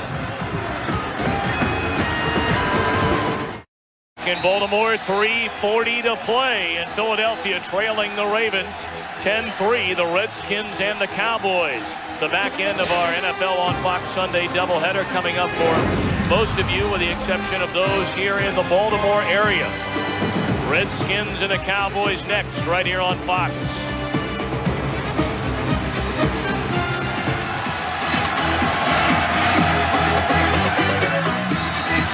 Waiting back, 22, Deuce Staley, the rookie out of South Carolina. But Bobby Hoeing set to take the field in a moment. And we'll see if he can take the Eagles down the field as the ball is blown off the tee. Been a very conservative game plan today by John Gruden, the offensive coordinator of the Eagles, along with head coach Ray Rhodes, knowing that that man is making his first NFL start. His numbers solid. A lot of safe, short passes. Only one real big gainer, and that was the hit for 27 yards to Irving Fryer. You know, but I don't know. I really don't care what they are. 14 for 16 is 14 for 16. 141. You know, nobody cared when Montana and Young made their livings throwing short passes and having those high percentage. That's what the West Coast offense is about. Bottom line, there's no interceptions on that chart yet. And he's been sacked 8 times. That's got nothing to do with him. Low line drive kick, and there to back it up was Staley. And he brings it across the 35 all the way out to the 40-yard line. So very good field position for Hoeing and the Eagles as the offense will take the field with 3:29 left to go. And Hoeing will be sore tomorrow. This ain't like his days at Ohio State. We talked about it. A lot of this doesn't have to do with him. There's coverage downfield, there's coverage, but this is the offensive line. A lot of different looks. We talked about that at the beginning of the game, some blitz packages, and they have been able to get pressure, which we knew they would do. But to prove to you that it is a lot of times better to take the sack than to throw that ball up, look at the score. 3-something left and you're still in it. And I don't think that Philadelphia needs to go into a panic type of 2-minute situation yet. They got a timeout left. They're going to stop it again with a 2-minute warning. They can run their offense. Hoeing back to throw, dumps it off to Turner, and he picks up a quick 7. Forward progress will take him to the 47-yard line. Clock continues to roll down to 3:20 and counting. And that's what I mean. That's their offense. There's no reason to go into a panic mode yet. Well, they're huddling up. The return by Staley, and of course not a very good kick, should help a lot. And it has. That ball's near the 50-yard line. Second down, and Hoying, a deep drop, steps up, looks down the field, lost on the sidelines to Turner, and he's dropped at the 27-yard line. Hoying just stopping in his tracks before getting to the line of scrimmage. What a play. I thought it was close to that line of scrimmage. What a play. He started to take off and run with it. Now right near, that's about where the line of scrimmage is, 48-yard line. No. Great vision. We talked about it early, Tom. He showed it early. It wasn't a fluke. The kid sees a lot of things back there. Huge play. 4-yard gain. And the ball down at the Raven 27-yard line. And again, Hoying to throw. Fires to the far side. Caught on the far side of the field by Timpson. Clock continues to roll, and it'll take us down to the 2-minute warning. I'm telling you, Bobby Hoying may be changing the course of this franchise right now. Bobby Hoying, his first NFL start. His father, Vern Hoying, made the trip this morning. It's nail-biting time, no, Dad. But can Hoying get him in? NASDAQ Stock Market post-game report, bring you up to date on scores and highlights around the league. That's all next on the NASDAQ Stock Market post-game report. The drama unfolding here for Bobby Hoying and the Philadelphia Eagles, trailing by 7. With 2 minutes to play, they're at the Raven 14.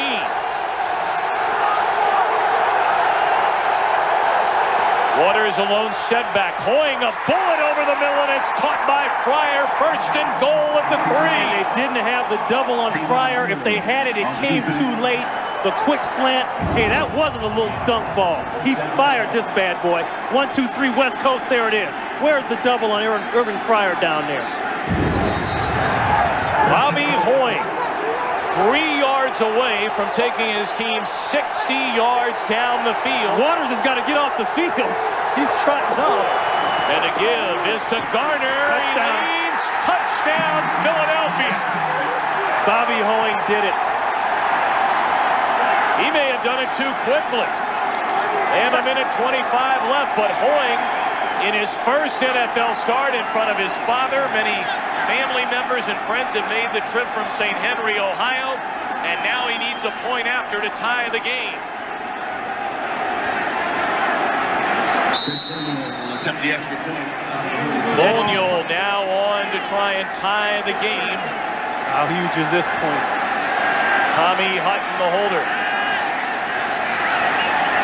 Good snap, good hold, good kick, and it's 10-10. You get down there close enough, and then you got to put it in the running back's hands. You got to give it to your guy who you think can be the toughest inside, lower his head, drive your feet, and somehow in November, when you need it, at 4 and 6, get the ball across the goal line.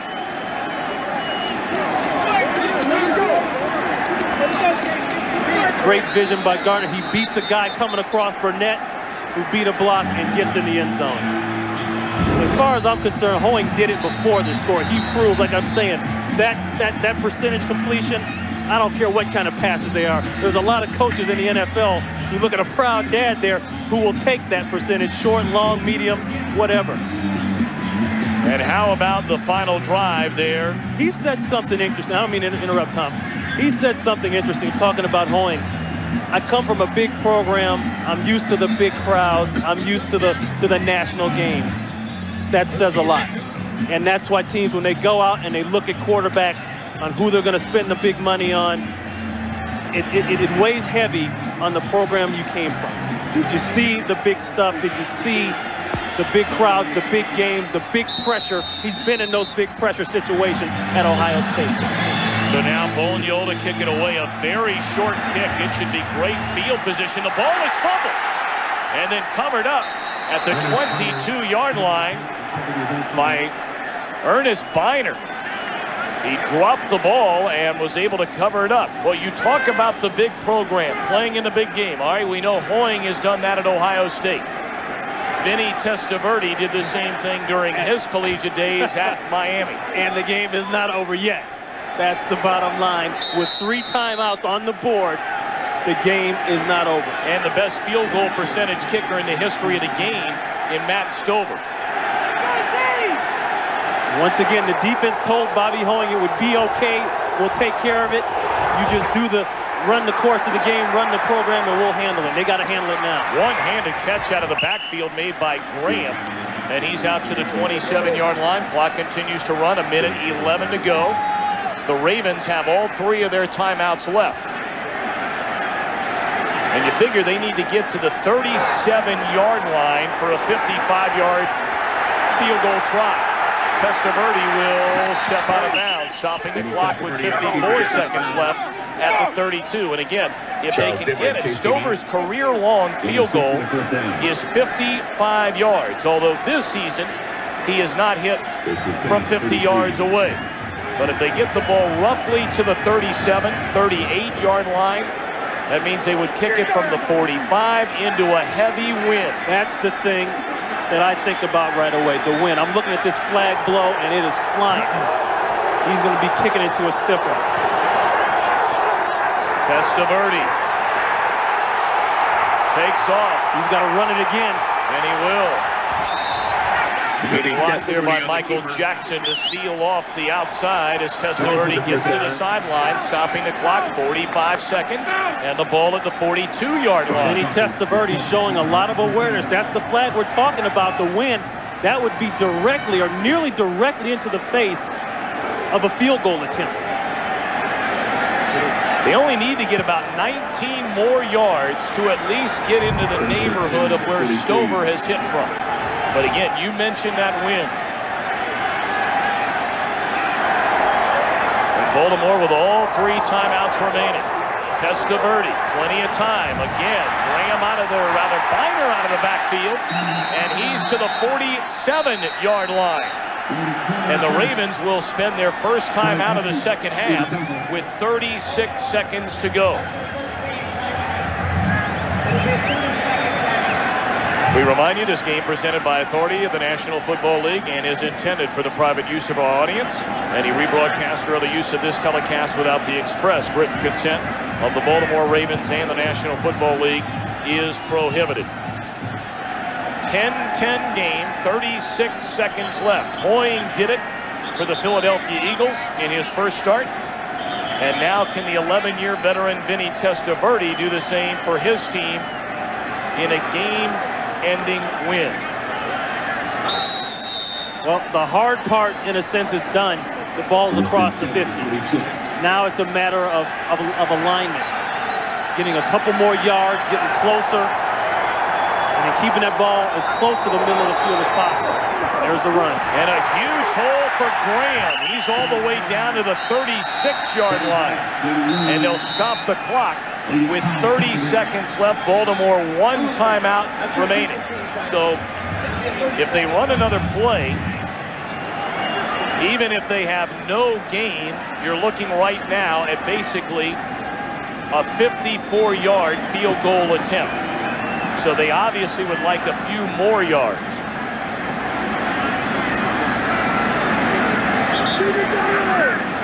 I still think they need another 10. We know about Stover. Like you said, I think they need to get up a little further. We know, you talk about Stover, but boy, that wind is something else. Yeah. And when a guy knows he's going up against a heavy wind, he comes out low. Now you're susceptible to the block. Second down.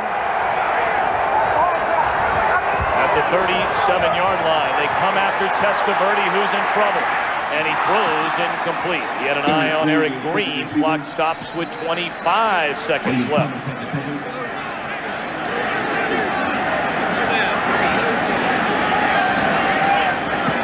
Don Strock there, the Ravens quarterback coach. Funny thing Testaverde said about Strock.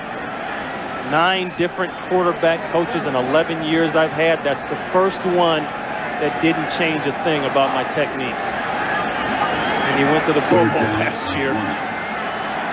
Third down and a yard. Baltimore 1 timeout left. 10-10 game with 25 seconds left. And Graham up over 150 yards on the day, may not have gotten a first down. Swarming Philadelphia defense on 3rd and less than a yard. And what a huge play this would be if they deny on 3rd and 1, because then it would force that 50-plus field goal try. That was just a great job by Philadelphia's defense of getting speed to the ball. I mean, you're talking about guys selling out, knowing that this is the one they got to stop.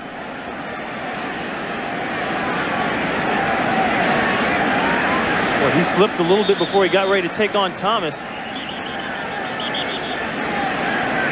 Look at the stalemate going on that other side over there. Looked like Connor was in. Well, knowing the wind that Matt Stover is facing here, Ronnie, on 4th and a yard, Baltimore will keep its regular offense in the game. Right now, if they were to try the field goal, it'd be a 52, 53, a little more. About 55. Yeah. They have no timeouts. And the throw is incomplete on 4th down. Ryan Yarborough wanted pass. They're not going to get it. Wow.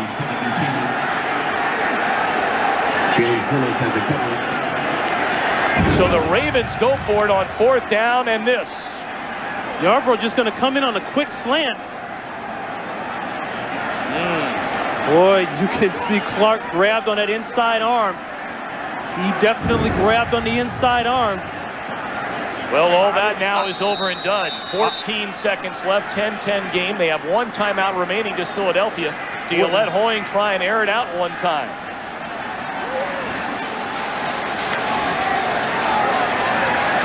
They're going to go trips. 4 receivers in the game, 3 at the bottom of your screen. And Hoying, a quick slant throw to Irving Fryer, and he's out to the 46-yard line. Timeout Philadelphia, their final one of the game. And there are 7 seconds left, time enough for a Hail Mary. That's their 3rd and final timeout. It'll be a 30-second timeout. Boy, if Irving Fryer can get 8 more yards, they can even talk about field goal then, but look at this. Once again, the slant, and that ball's right where it's got to be.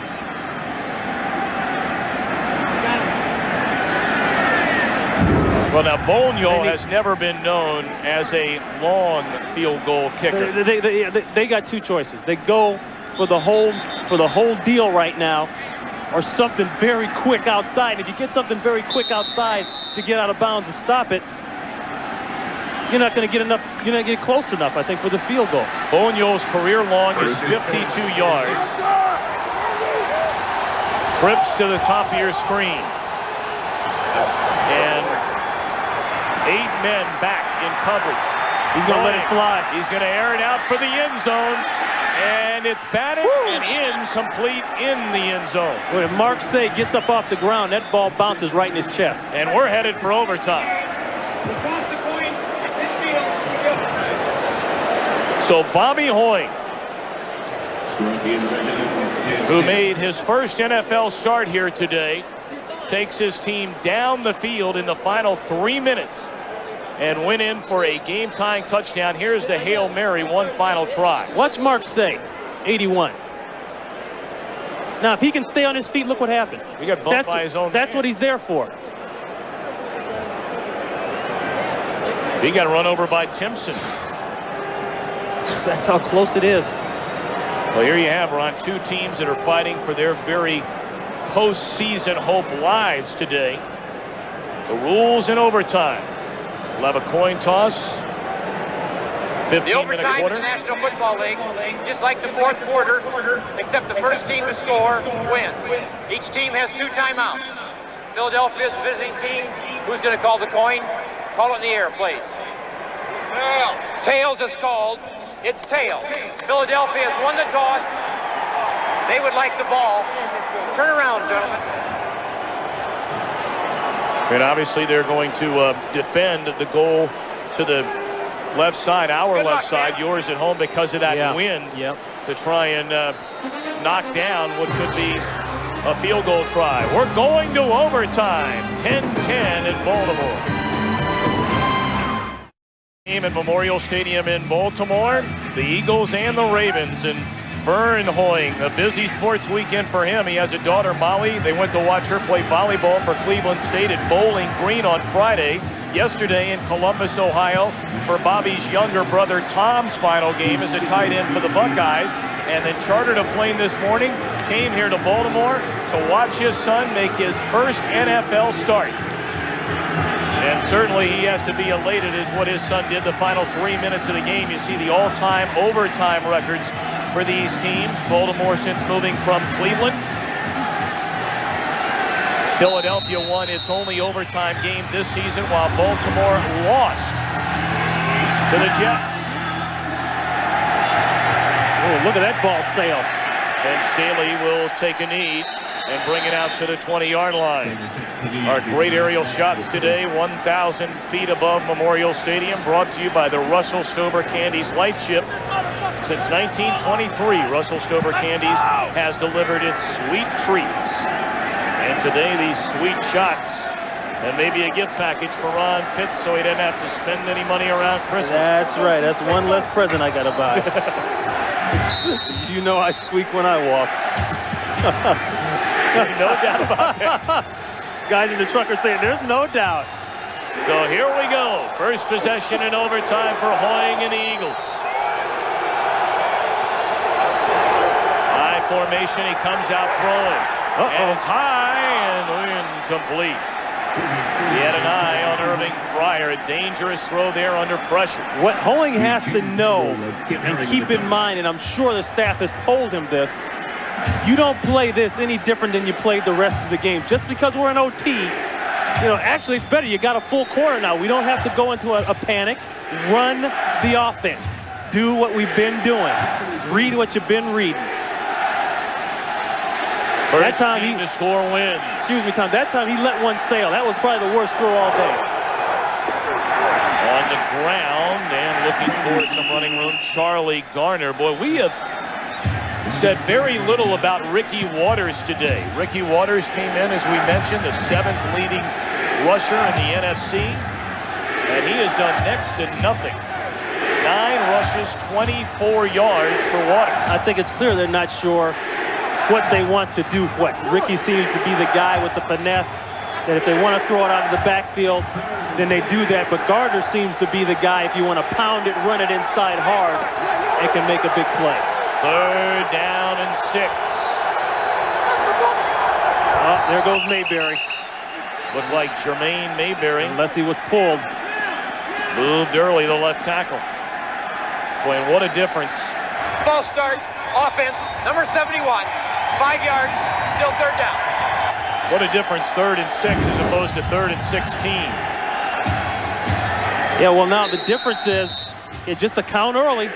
Knowing McCrary's a speed guy around the outside, the difference is the aggression, the ability you can attack downfield with the ball. 3rd and 11. You're backed up here. So they back him up 5. And the blitz coming. They pick it up. Nice pickup. And Hoying throws, but it's incomplete. He had an eye on Michael Timpson, slightly underthrown. Rondell Jones came from the safety position. Great call by Marvin Lewis, the defensive coordinator. Hadn't shown a whole lot from him.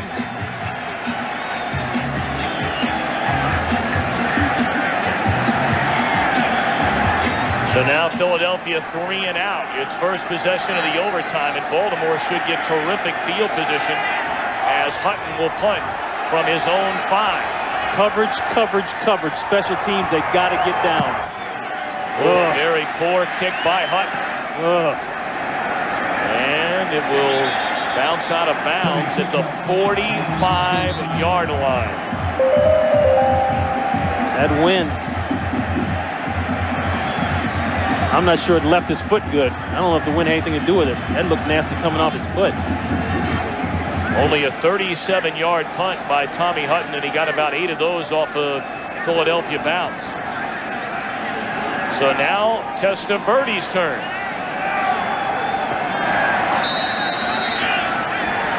.13:33 to play in the overtime. I got you. That's Stover was not given a chance in what would have been a 55-yard field goal try into the wind at the end of regulation.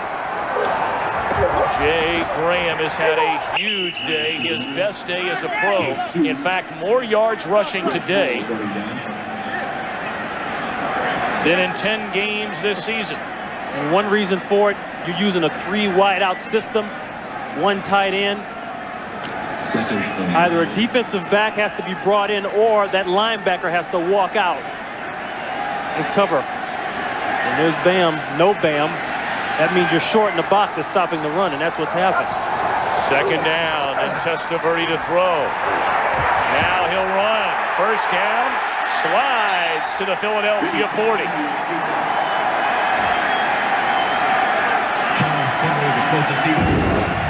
The coverage good downfield. Here's what Vinny Testaverde's going to look at. Thomas getting in there just late on the outside. Watch him checking out Vincent and Willie Clark. This is man-to-man. Willie Clark has run with that all day long. He's got help over the top. That's called a 2-man. Everybody underneath help up top. Graham inside the 40, down to the 38-yard line. He's stopped there by Zordich along with Dawkins. 12-10 to go in the overtime. Stover getting ready.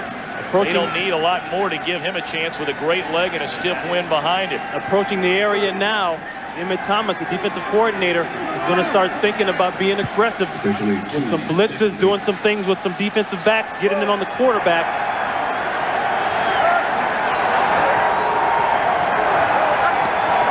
Second and 8, and again it's Graham. And he bowls his way to the 32-yard line, a couple of yards short of the first down. If they're able to convert and maybe get 5-6 more yards out of this possession, they have a strong chance of giving Stover a good chance. Yeah, and the Eagles came up in an 8-man front there, but this is just pounding the ball out. And everybody wants a guy that can run inside hard. 2 hands on the ball, absolutely. 156. Third down and 2. Mamula nearly jumped offside. Yeah, they're pointing at Green. They're trying to say that he moved. And dropped in the backfield. What a play defensively by the rookie, Edward Jasper. 5-yard loss. That's what we're talking about. They got to start doing something. Pick a gap, shoot it. You may be wrong. Who cares? There he is right there. They just don't get him sealed down. That's a great play. Well, they're sending out a punt team. If they tried the field goal from right where they are, it would be a 54-yard attempt. So you can understand maybe why not, because then they're going to have that ball. It's a field position game. You know, it's all about the real estate. And they've played this game all game long. We saw the punts in the first half. Hey. Philadelphia has called a timeout. I'm not sure I know or understand why. I mean, I can understand maybe if you want to try to line up and maybe go after it, but I don't know if you blow a timeout there and you only got 2. Now you only got 1. Well, I guess Ray Rhodes thinking here, and you can certainly understand that, I mean, a timeout, what does it truly mean anyway in overtime? You can't fall behind and then need to drive down the field before the clock lines out, because if the other team scores, you lose. Yeah. But of course it does give, Ron, as you point out, it does give at least Ted Marchibroda a chance to think about going for a field goal rather than punting. Here you see the owner, Art Modell. Well, I'd say nothing fires you up like when your owner comes out publicly and says, you didn't get the job done. And guess what? They're going for it. But at the time the timeout was called, they were lined up ready to punt. Well, Ronnie, we bring up a great point. Why the timeout? It gave Ted Marchibroda an extra 30 seconds to think about 4th down. Sure did. And now they're going to go for it on 4th down. That might have been one of those deals with the rope, you know, give somebody just enough rope. Right? I don't know, boy. That's 10:26 to play in the overtime. It's a 4th and 7 upcoming. Baltimore has gone for it on 4th down twice already in the game and converted successfully once. They need to get to the 30-yard line. So really closer to 4th and 6 rather than 4th and 7. Whew. Look at everybody up on the line of scrimmage. Look at the white shirts on the line of scrimmage. And they're coming after Testaverde. He can't get it away, and down he goes. Of course he couldn't. That was a 9-man blitz. Did you see all the white shirts? Emmett Thomas, we knew sooner or later, defensive coordinator. Look at this. I thought it was a punt formation. There's nobody back there. And they put the onus on the secondary. They said, you got to cover. And it goes back to what Ray Rhodes said in practice. I'm challenging each guy to step up man-to-man and play and beat your man. He said, corners, you got to cover. We're bringing everybody up, and we're going to snuff them. And great field position to begin this drive for Bobby Hoying in the Philadelphia offense. This is Ricky Waters, and nowhere to run. He lost a yard. Well, there's always so many, different ways to go about it if you're a head coach. Ray Rhodes there we're talking about, was a timeout a good idea, a bad idea? It depends on what happens more times than not. Yeah, but you know what, though? You're playing with the whole quarter. Right. You have to assume you're going to have, I don't know, if you have the ball, you have to assume you're going to have time with the ball. Oh, boy. Hoying checking off. Uh-oh. Now the Ravens call a timeout. Play clock was down to 3. And after Hoying checked off at the line of scrimmage, the Ravens call timeout. 9:40 to play in the overtime. Each of these teams at 4 and 6. We'll be right back. On Fox, NFL Sunday, it's a war in the NFC East. Terry Allen and the Redskins look to pound Big D, while Troy Aikman and the Cowboys try to avenge an early season defeat. Don't miss all the action. Down the field they go. Get him deep. Get him deep. Deep. Down the field. That's your dodger. Yo, he missed it. Spread. You got it right over. Now that's how you get a wide receiver open, baby. It's a Fox NFL Sunday doubleheader. The Redskins battle the Cowboys. Next. Back in Baltimore, where Ted Marchibroda watched his team go down the field and tried on a 4th down and 7. They failed. It gave Philadelphia outstanding field position at 2nd and 10. Eagles at their own 41. Pryor in motion and Hoying to throw. He lost down the sideline to Timpson, who wasn't looking for the ball. Yeah, I'm not sure Timpson got his eyes up fast enough. The coverage was pretty good, but that ball's up. Here we go, man-to-man on the outside. That's working on the veteran, Daniel. Now, his eyes got to go back to the quarterback now. Oh, that's about 5 yards too late. And that's a perfect throw. Now. Then he can lean. Perfect throw. And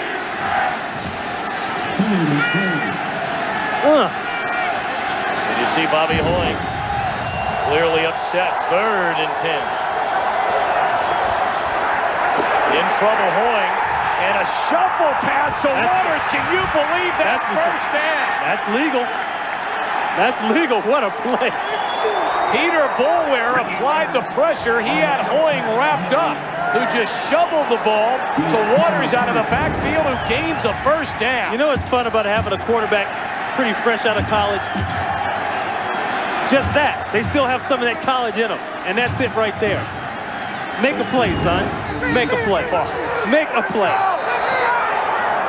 Here are a lot of people excited back in Philadelphia today about Bobby Hoying. Ricky Waters, a gain of close to 10 down to the Baltimore 39-yard line. Ricky Waters, huge run.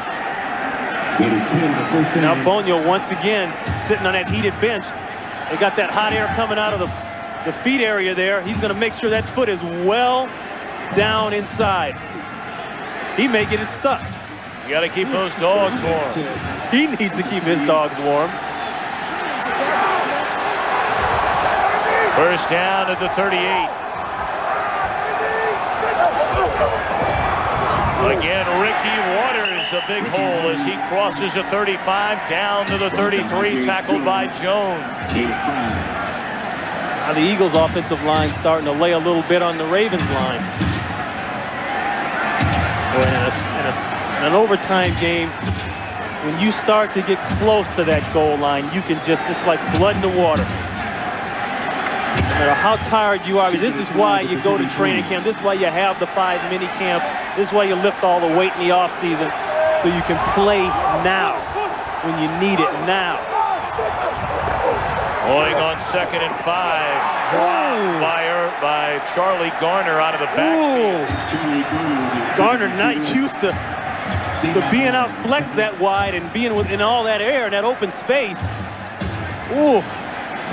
Hit him in a bad spot. Even if he just catches it and takes a knee and unbuckles his chin strap, it's still about a 10-yard gain. A lot of drop balls for this team in the last couple weeks. And that becomes a huge play if Philadelphia can't convert here on 3rd and 5. That would have moved the chains.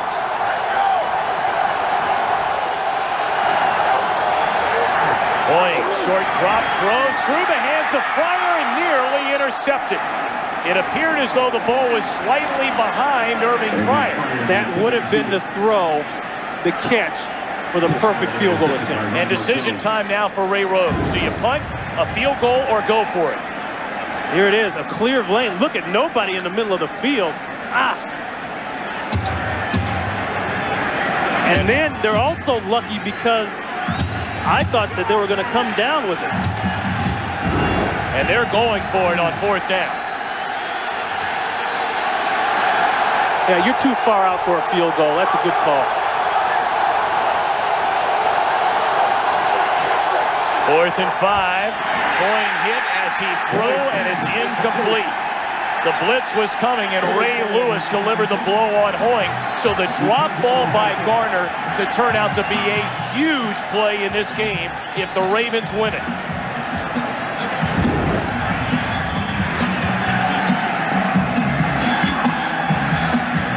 Yeah, the pressure's there. Ray Lewis coming from the outside. Ricky's standing there. But see, he can't get it to Ricky because he's got a guy in his face in the throwing lane.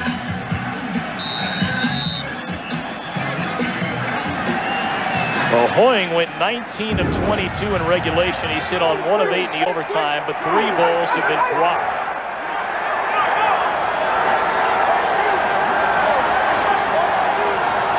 First down, Ravens from their own 33, and they give it to Graham, and he's tripped up behind the line of scrimmage.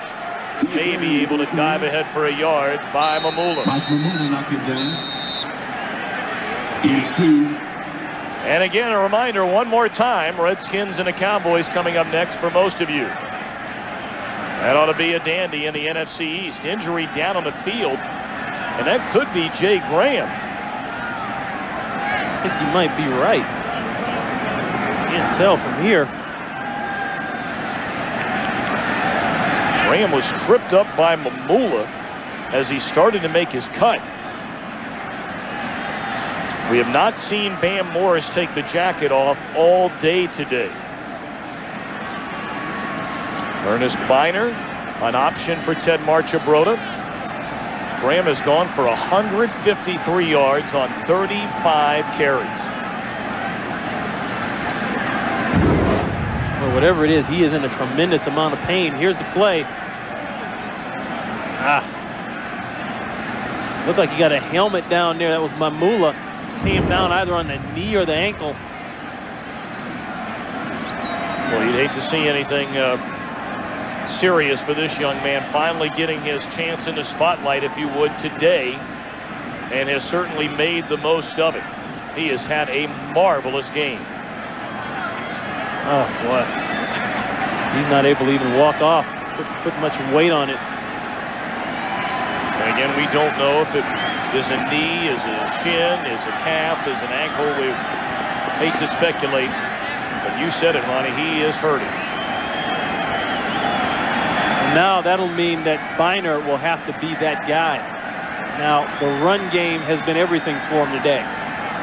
And even here in the overtime, they've had a couple good efforts. So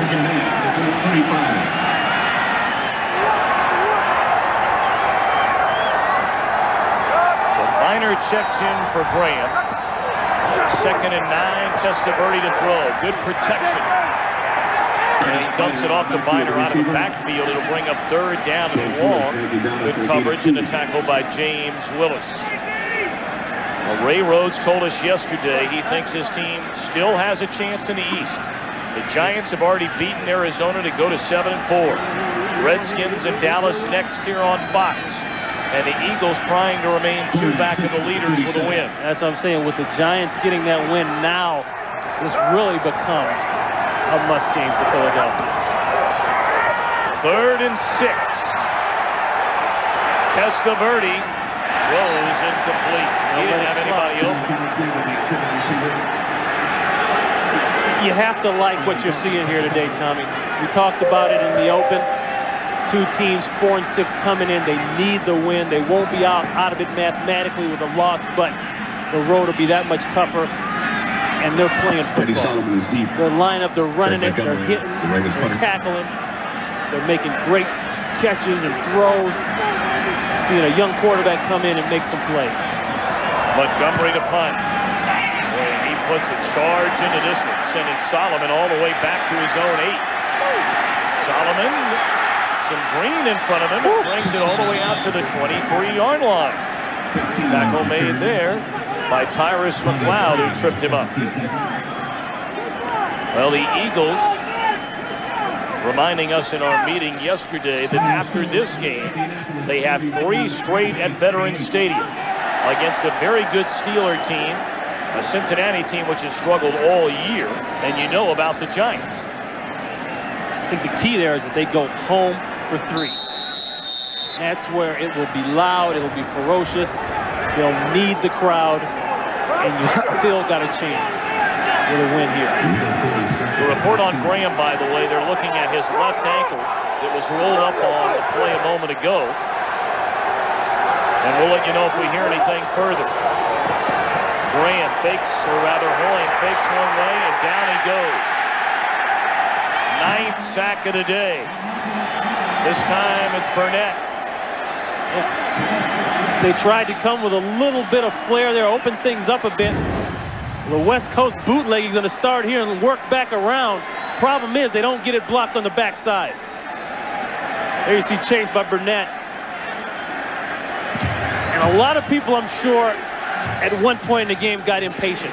Say, hey, open this thing up with Hoying. Let's start throwing it. And they're tired of seeing sacks like that. But you know what? That's the reason they're in this game right now, is because he took the sacks and didn't throw it away. 17 sacks on Eagle quarterbacks the last 2 games. Hoying all day to throw this time. And it's complete to Irving Fryar for a very short gain. It'll bring up 3rd down and almost 16. I thought Irving Fryar said something interesting in the meeting yesterday. He usually has his interviews every week with the team and talks to the guys and sits down with players and, you know, kind of a coach's only deal. He said, this week I didn't do it. I said, the guys got to bring it up. They got to do it themselves. It's a personal thing now. Each guy has to play. 3rd down and 15.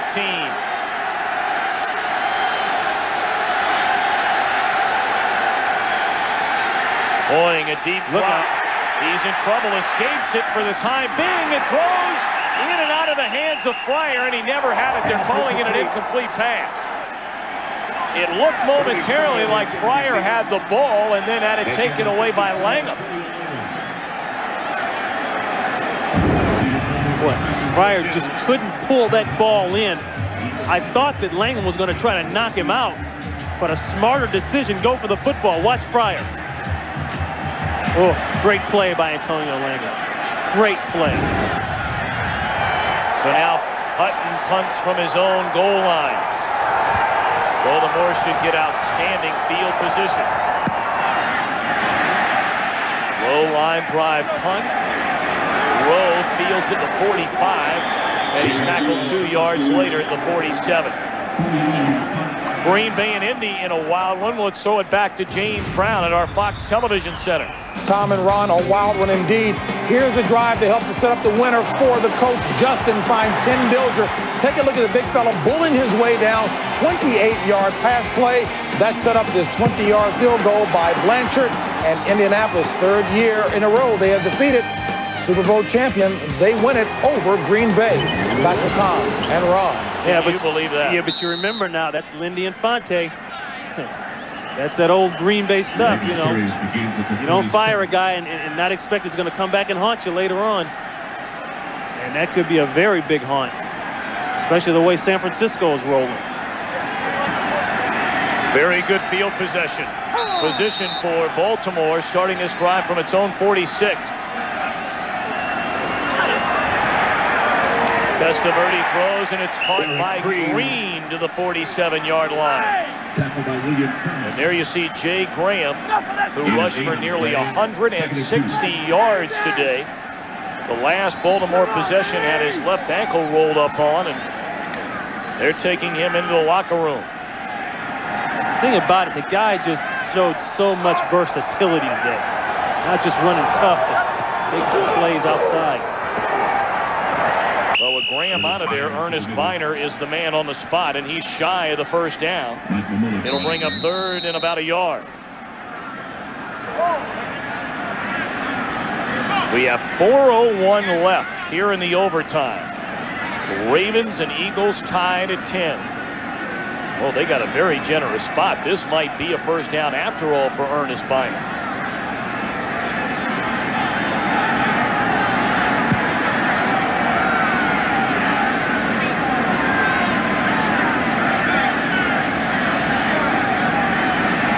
Yep, he's got it. First down on the play.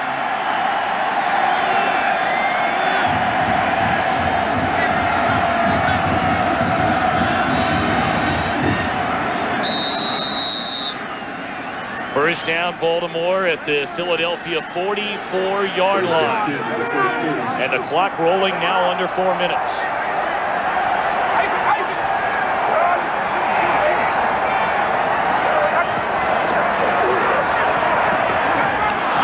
Incomplete on the throw to Michael Jackson.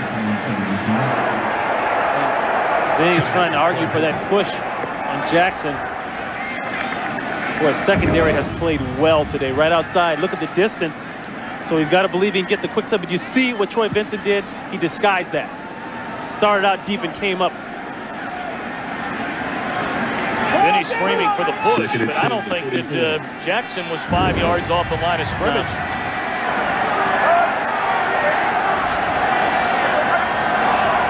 Second and 10. Testaverde fires, and the catch is made by Ryan Yarborough, and the clock continues to run. He's shy of the first down. They'll spot the ball at the 35-yard line. It brings up third down and a yard. And right now, if Matt Stover were to come on for a field goal try, he would be looking at roughly a 52-yard attempt. And right now, this is the area once again. Emmett Thomas, the defensive coordinator, is going to think about tightening it up, getting some heat. Showing him a little something different.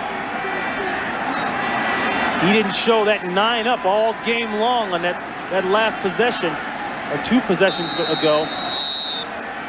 Well, the Ravens are going to spend their final timeout of the overtime. Well, I know many of you are wondering about It'll be a 30-second timeout. the last time there was a tie in an NFL game. Ironically enough, it was 1989 with then the Cleveland Browns. 10-10? Who, of course, broke many, many, many hearts. And it was 10-10? Oh, yes. Well, Art Modell, the man who made the decision to leave his hometown of Cleveland, Ohio, and bring this franchise to Baltimore.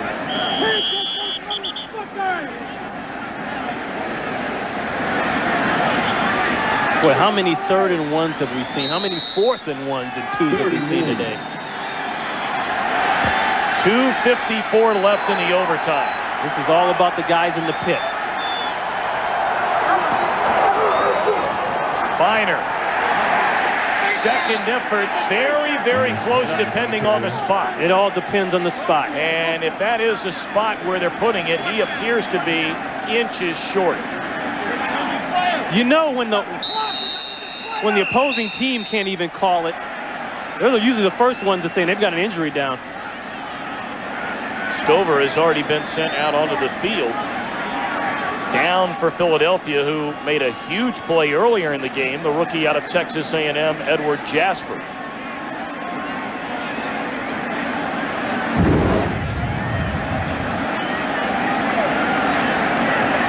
They went off tackle, which surprised me a little bit. I thought they'd stay more straight ahead.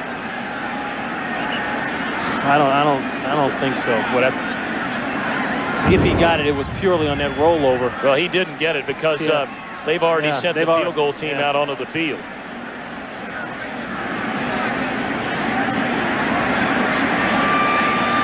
Stover will have the wind at his back.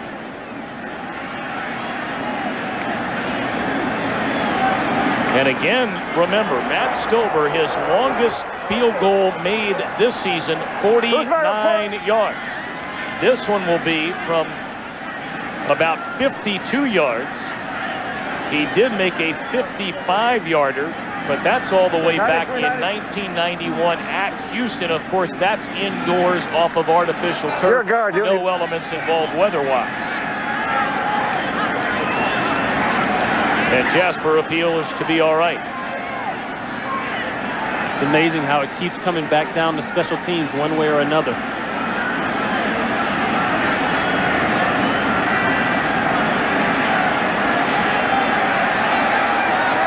Montgomery will hold, and he will take a knee at the 42.5, 43-yard line. So close to a 53-yard try by Stover here in overtime. Good snap, good hold. Does the kick have enough? Nope. No, way off the mark. New life for the Eagles. And of course, they get the ball where that field goal was tried. So with 2:21 to play in the overtime, Philadelphia gets the ball at the 43-yard line.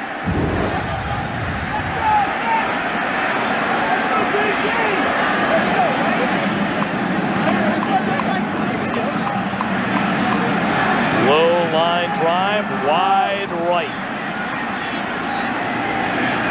Uri Rhodes, did he get it? No, we have another chance. You see him give that little hiccup right there at the end? And Ted Marchibroda. Now back on defense, 2:21 left. The Eagles have a timeout remaining, and this is where timeouts could become a factor.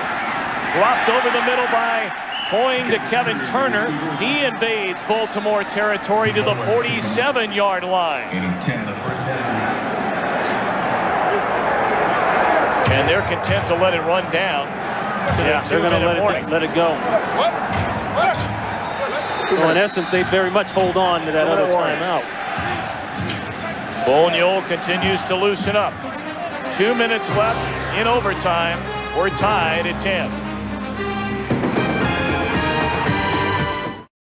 Philadelphia and Baltimore tied at 10. 2 minutes remain in overtime.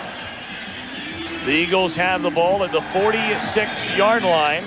Chris Boniol, the Philadelphia kicker, signed as a free agent away from Dallas, will get a chance perhaps to win this one for the Eagles. And then everybody can stay settled in and watch the Redskins and the Cowboys. Second half of our doubleheader, they're already underway, and no score very early into the game in Dallas. I think you tell Bobby Hoying here, stay along the plan, stay with the offense. Don't get away from anything. We're going to stay with the quick stuff, the short stuff. And if you see somebody running free and it's a sure thing, then let it fly. But outside of that, stick with the plan. The plan has gotten them to this point, whether you like it or not. Bobby Hoying has had a solid, very solid first start in the NFL. But can he get his team to a win? He fires to Fryer down to the 40-yard line, a gain of close to 6. He's been sacked 9 times today, but keeps getting up. Is he limping a little bit? He will be tomorrow. That's the advantage of having that young guy in there. Look at those numbers. Woo.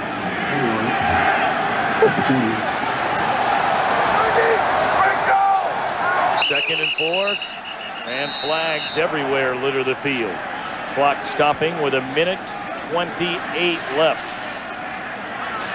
And again, there is no such thing as a second overtime, folks. Full start offense, number 71. 5-yard penalty, still second down.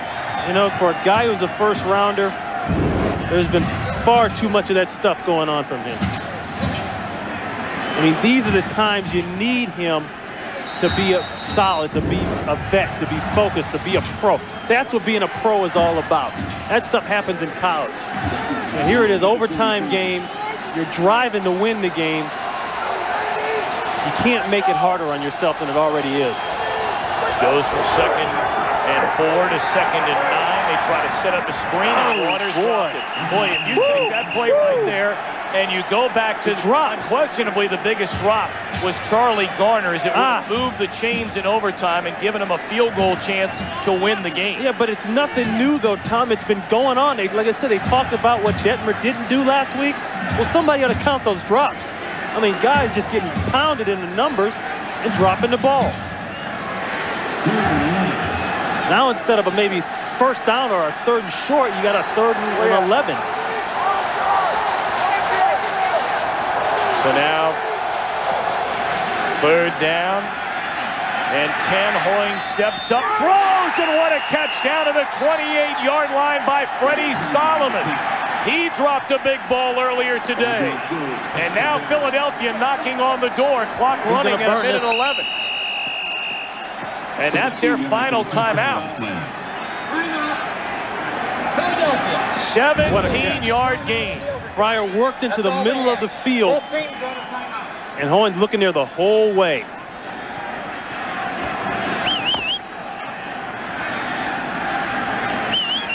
Solomon worked inside. He just worked above the linebackers. He looked over at Fryer for a long time, and then finally, that's a tough throw. That one will make you swallow your heart there. That's a tough throw. Dad's Mern Hoying, Bobby's father. This is what we're talking about. Look at what he's got to try to throw over. He couldn't find Fryer. Now he's going to dump it over the backs. Look, you don't even see Solomon. There he is. Woo! Wow. No guts, Solomon. no glory. Is that what they call it? That's what they say. Young quarterbacks are not afraid of much. First down at the 27-yard line. 1:08 left in the overtime. Short drop, Hoying throws, and it's caught this time by Garner. Down to the 20. Charlie made sure. I'm going to start thinking about a field goal here soon. Well, they're out of timeouts, and we're under a minute left in the overtime. Now, wait a minute, Bobby, huh? He puts them back in the huddle. All right. They got to be thinking about running one more and putting it in the middle of the field. But they better hurry up. Be a 37-yard field goal try right now. Hurry up. Blitz coming, and Hoying had to throw it away. Yeah. He was hammered to the turf that time by James Jones.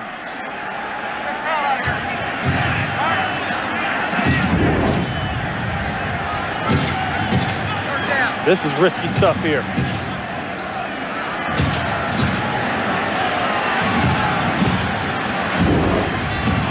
Third down and 3.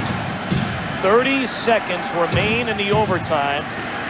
Philadelphia out of timeouts. 33. Still think with the win, you want to try to have that ball in the middle of the field. It's on the hash now. Hoying will throw. Waters, a terrific catch down to the 16. He's inbound. And he's inbound to run. He did pick up the first down, and now Hoying will bring him up to the line of scrimmage, spike the ball, and give Boniol a chance. And Boniol now has to race off the field. He's got time to do it. He's got to make sure everybody's setting off. And the clock stops with 5 seconds left, and a flag is down. Were they set? See, Tom, I thought they were getting a little risky with this. Playing with it. I'm thinking line up and go for this thing. Well, Bonio and the entire field goal unit came racing out onto the field. They didn't know that the chains had been moved, and then he had time to go ahead and clock the ball. That's the problem. And now they're going to push him back. And if this is an offensive they're going to run it off. The game will be over.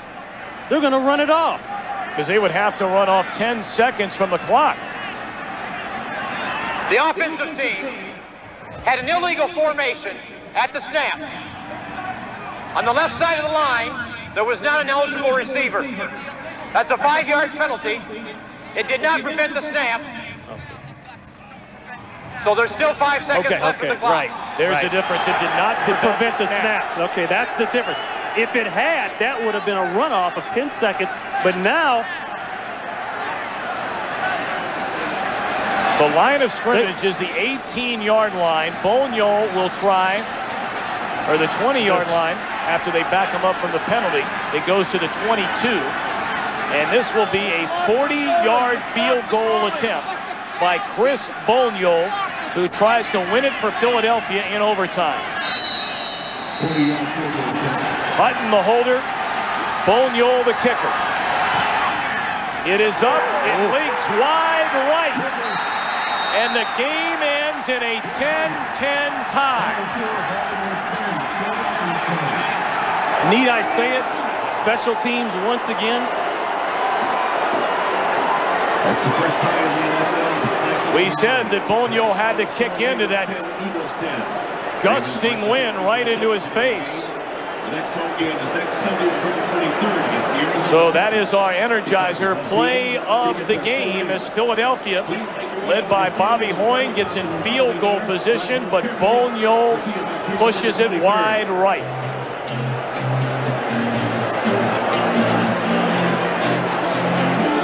You can see the reaction here by Rhodes. Boy, he knew.